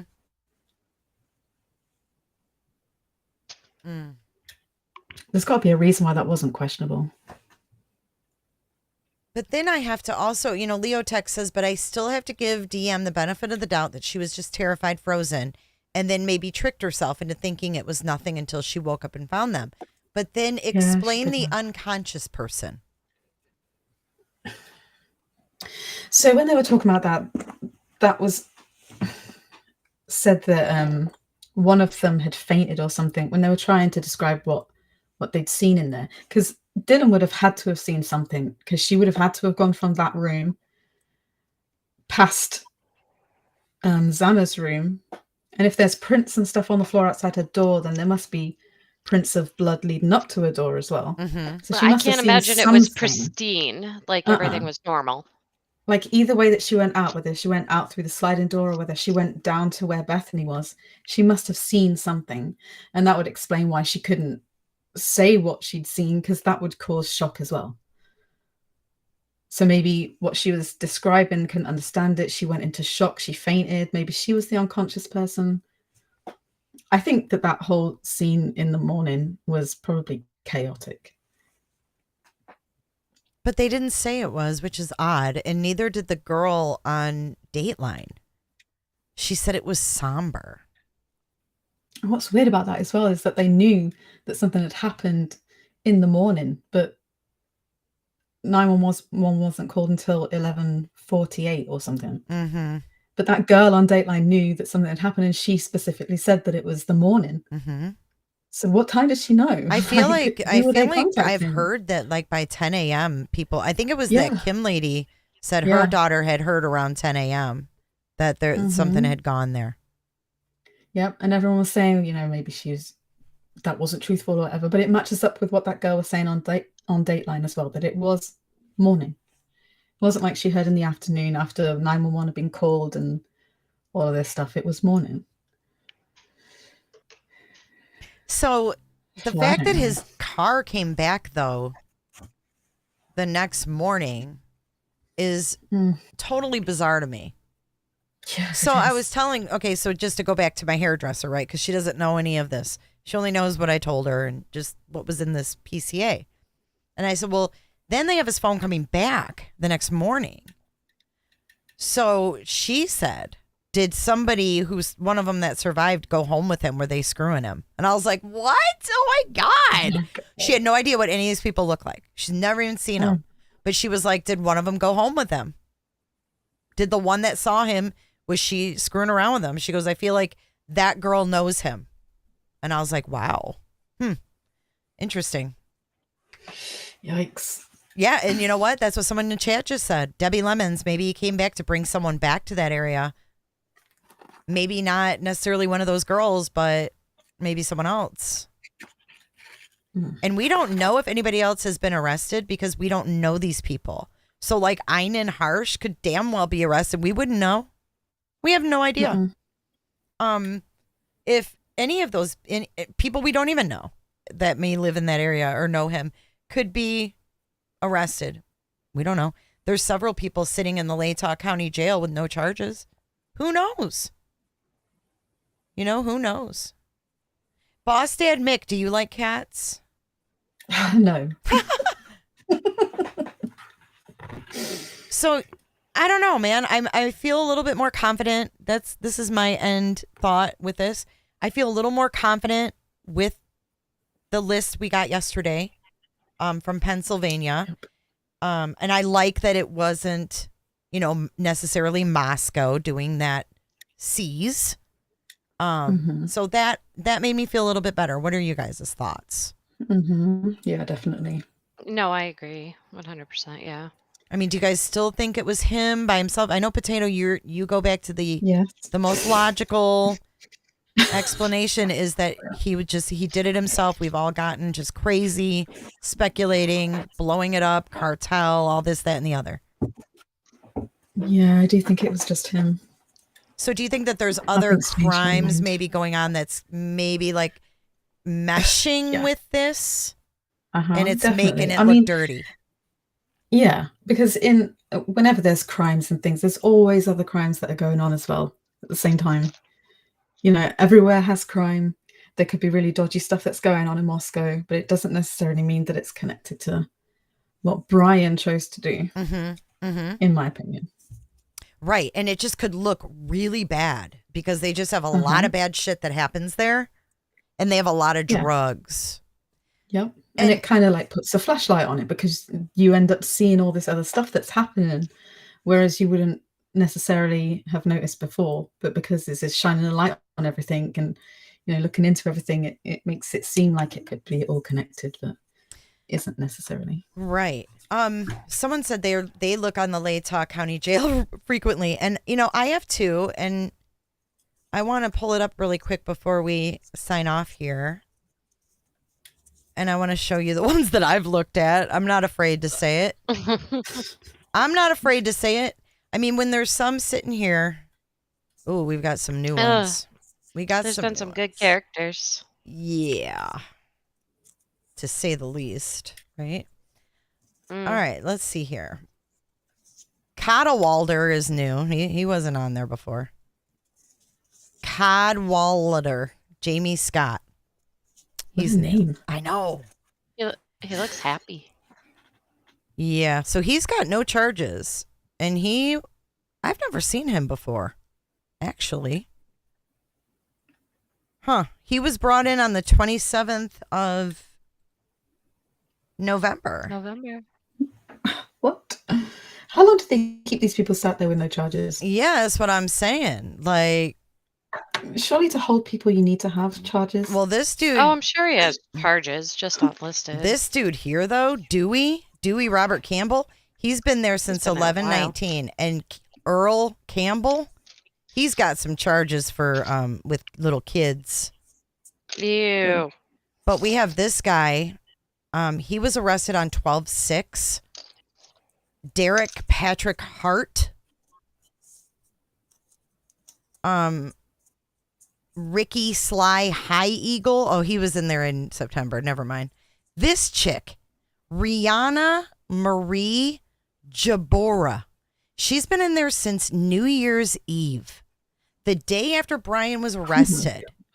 And she's got no charges.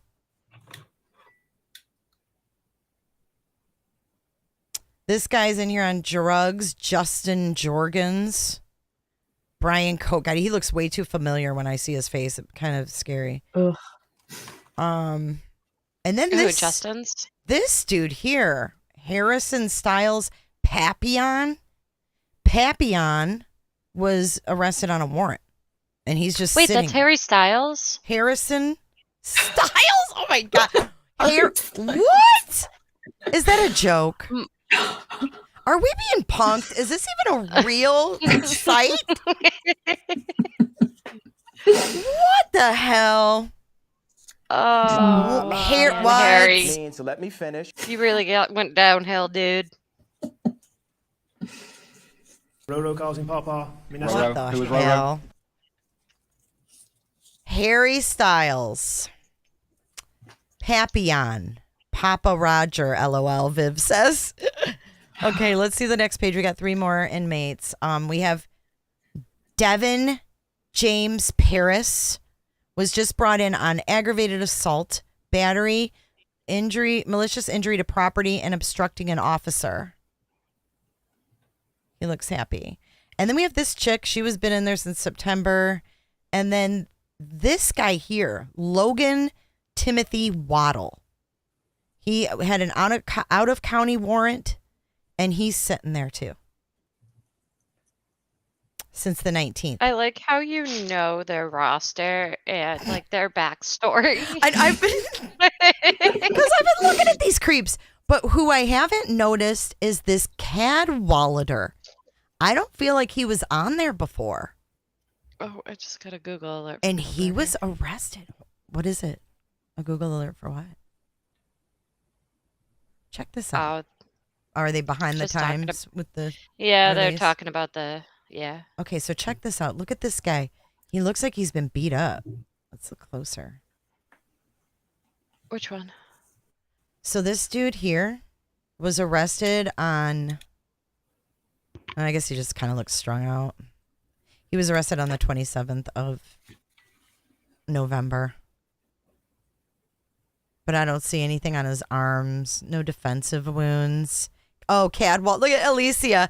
Alicia says Cadwallader is a peeping Tom. And Mandy Jo says she's got dibs on Dewey. Oh, you can have him. Ah, shit.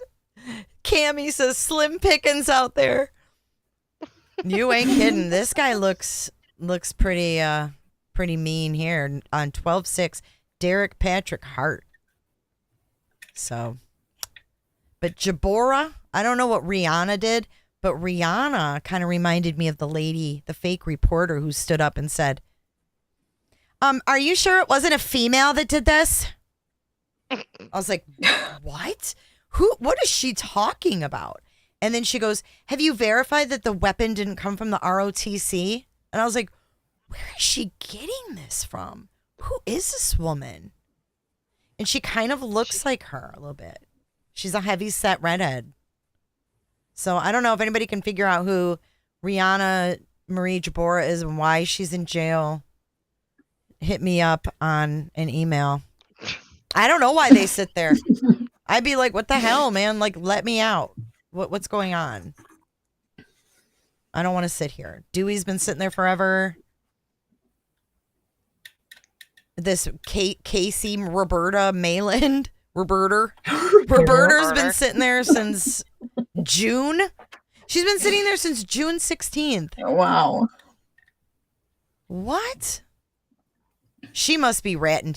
I'm telling you, I think these people are like drug people that are ratting on others. And they probably hold them until like, this is drug court too, this Justin Jorgens. I wonder if they have them What rat on about that, others, you know? That Brian Koberger guy right there. Oh, you think he's sexy? Yeah. Oh god. I don't know. I'm with somebody like who's a free Roberter. I'm with somebody in chat that said earlier, they just have a really hard time wrapping their brain around Brian doing this. I do too. I really do.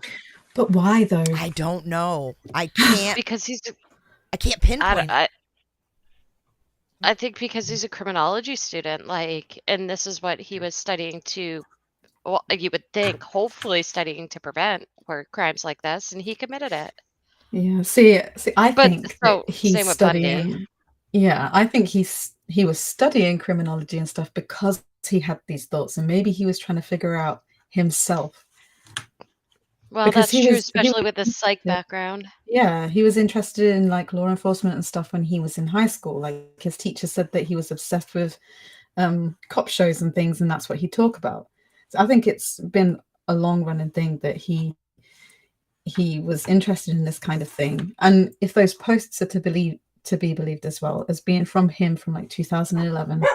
And he was also having some issues with understanding himself. He said he felt like he wasn't connected to people, and that he felt it was kind of like a disassociation thing. He didn't feel like he was real, like he didn't have normal feelings and stuff. So I think that together with his interest in criminology kind of builds a picture for me that it was his mind that put him in this place. It was one of his fantasies, and he researched it and probably wasn't getting what he needed out of it for like his own feedback and to satisfy his own fantasies and stuff. So ended up carrying out himself.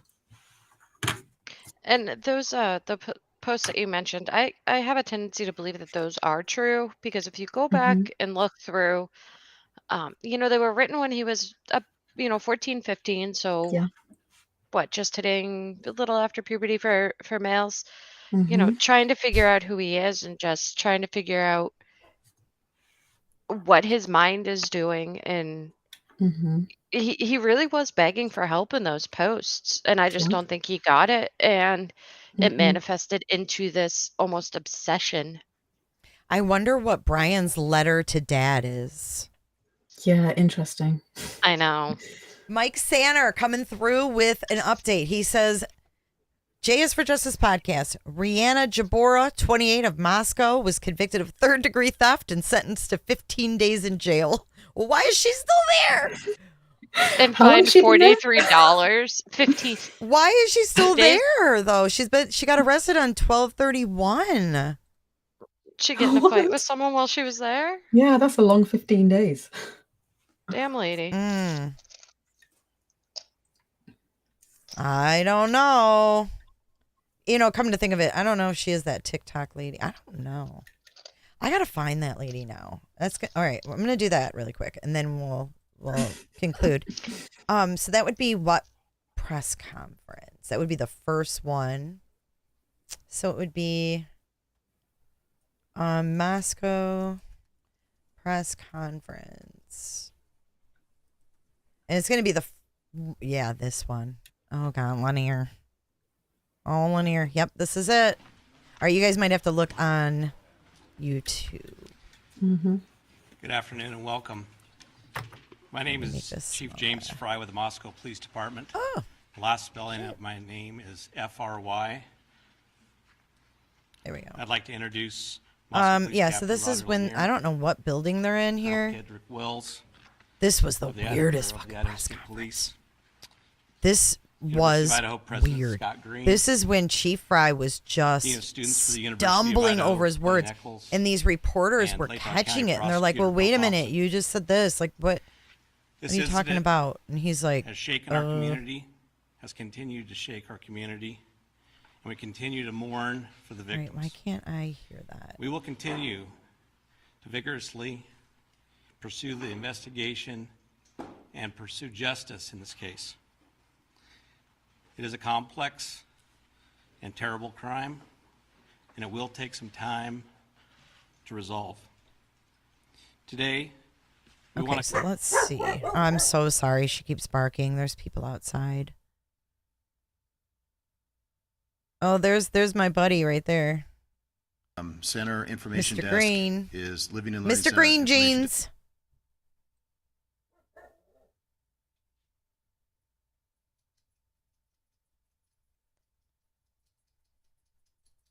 When we get ready to release that, we will. Hi, Christina Corbin with Fox News. The male subject whom the women called, has he been...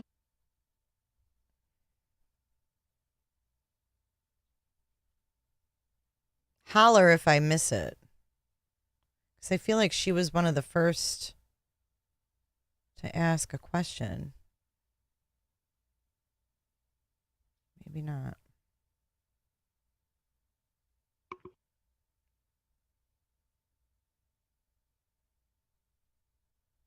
Is this her right here? Hi, Angela Palermo, Idaho Statesman.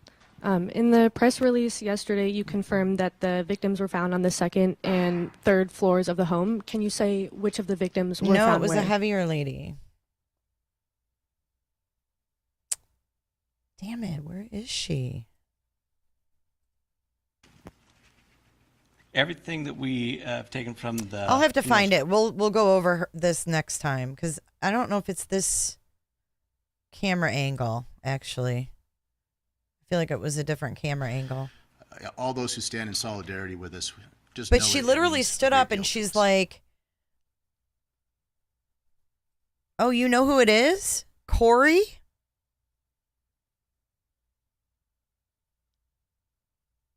I don't think I remember her. Oh, that was on the 6th. Okay, on the 16th of November. So this is not the one. Is our primary role, and we take that very This seriously. one is on We are a Vandal family. Nothing means more the to us than 20th family. of November. And I'd also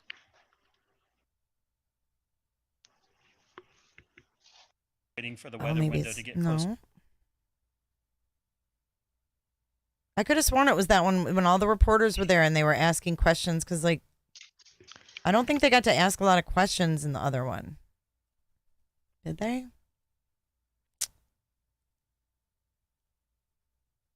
God, you know what we need to do? We're going to do a watch party and we're going to watch all the old press conferences and just go through them. How about that? How about we do that? We'll do a watch party and we'll go through all the old press conferences and we'll just watch them in order. Oops. We'll watch them in order as they happened. And then we can kind of, go back because the first pressers we don't really remember, now we've learned so much, especially after learning yesterday, everything they got in Pennsylvania and all that. So let's go back and go through and rewatch those. So we'll set that up. Ladies, are you with me? Because you're a I liar. am. All right. So looking forward to that. Maybe we can do that this weekend. Yep. Haley. Not going anywhere. We're going to get a ton of snow, so Oh, perfect. yeah. Yeah, you guys are getting snowed in up there. Sorry about your lucks. I feel bad. But I think it's probably cold in cold in Detroit too. Papillon Dustin Hoffman. Papillon, isn't that a kind of dog? My Papillon. Well, you guys stay safe up there in the snow and let me know, like, if you carry a shovel in your car. If you live in a snowy state, let me know if it is common practice for you to keep a shovel in your car. Because I grew up in Michigan. I say no. Never did. I never carried a shovel. I don't even have an ice scraper in there right now. Right. I'm I was awful. lucky if I had an ice scraper, let alone a use damn my- shovel. Like the rewards cards that are plastic. I use those if it's really bad. To scrape the ice. We've got no shovel in Minnesota. We've got Chicago. I never have. Live in Colorado. No shovel. Shell says nope. I have 4-wheel drive. Oh my gosh, Joha lives in Arctic Finland. Ooh, like Svalbard? Finland. That is so cool. Are you in chat from Finland right now? Like, are we getting a direct line to Finland? That's crazy. Like, I thought it was crazy enough that, like, potatoes here, But, like, Finland? Someone else from England, Viv Keenan, she's England too. Okay, Ava says I carry one and I'm not in a snowy place, but it's one of those tiny fold-up ones. Oh, like an e-tool, like we got in the army. Do you think it was a dirt shovel? I do. I have a feeling it was a I think spade so. shovel. Yeah. I feel like they would have specified if it was a snow shovel. Lucy, I guess in California we have to bury our secrets. Everybody has one. Mandy Jo grew up in Oregon and she's never owned an umbrella. And they get lots of rain out there, like Seattle. Amy M has a shovel. Amy M, remind me to never go anywhere alone with you. I'm just kidding. You're just seeing who not to travel with. Right. We're just checking out who's not going to be invited to the meet and greet. I'm just kidding. Just kidding. Oh, shit. I'm up here, you morons. Come and get me. Cheryl has everything. Of course you do. You're our prepared Auntie Cheryl. I know, Auntie. Of course you have everything. I mean, maybe everybody's going to put one in their freaking car now. Now everybody's going to have a shovel. If you have a white Elantra, throw a shovel in there. What the hey? No offense, but shut your pie. All right, guys, lady. I'm out of here. I've got to go. I've got to go pick up somebody. So somebody's waiting for me. And I'm just over here like, hey, let's find this TikTok lady, right? I'm going to be in big trouble. But I have someone from Finland. I couldn't go. I had to talk to my friend from Finland. They came here all the way from Finland. Leave them there, Jay Shell says. Ah! Love you too, Leo. Yeah, I'm like, Mandy Joe's like, hey, let's check out the jail roster. Right. Don't even get Jay started because no, that's she what will I be did. here I was all like, night. I know, but you'll be going through different. Yeah, now I want to go. Yeah, now I want to go to Latah County. Can we go to Latah? No, I'm just kidding. I already tried to look up Murdoch's, so his isn't in the DOC in South Carolina yet. Oh, he's not. HJ was up in a Murdaugh hole last night. Oh my gosh, that damn family. I won't jump in that hole. Oh, I know. don't. I have to. I didn't mean to. All right, guys, dance it out. Thank you, ladies. It's always a pleasure. It's been too long since we've done this, so it was really nice to have you guys up and bounce things off of each other again. And I hope you guys have a great, amazing weekend. You too. You too. And everybody says bye, Potato, and bye, HJ. Bye, chat. All right, dance it. Shake that booty, gals. All right, bye. Bye. I don't give a damn. I don't really care about you and your problems. I don't give a damn. You talk way too much. I have heard enough about you. Thank you, moderators. I don't give a damn. I don't give a damn. I don't give a damn. I don't give a damn. I don't give a damn. You wanna be with me. You wanna feel something real, but I'm feeling differently. You're making plans to get to friends, but don't wanna face the fact that I ain't got time for that. Staying up late.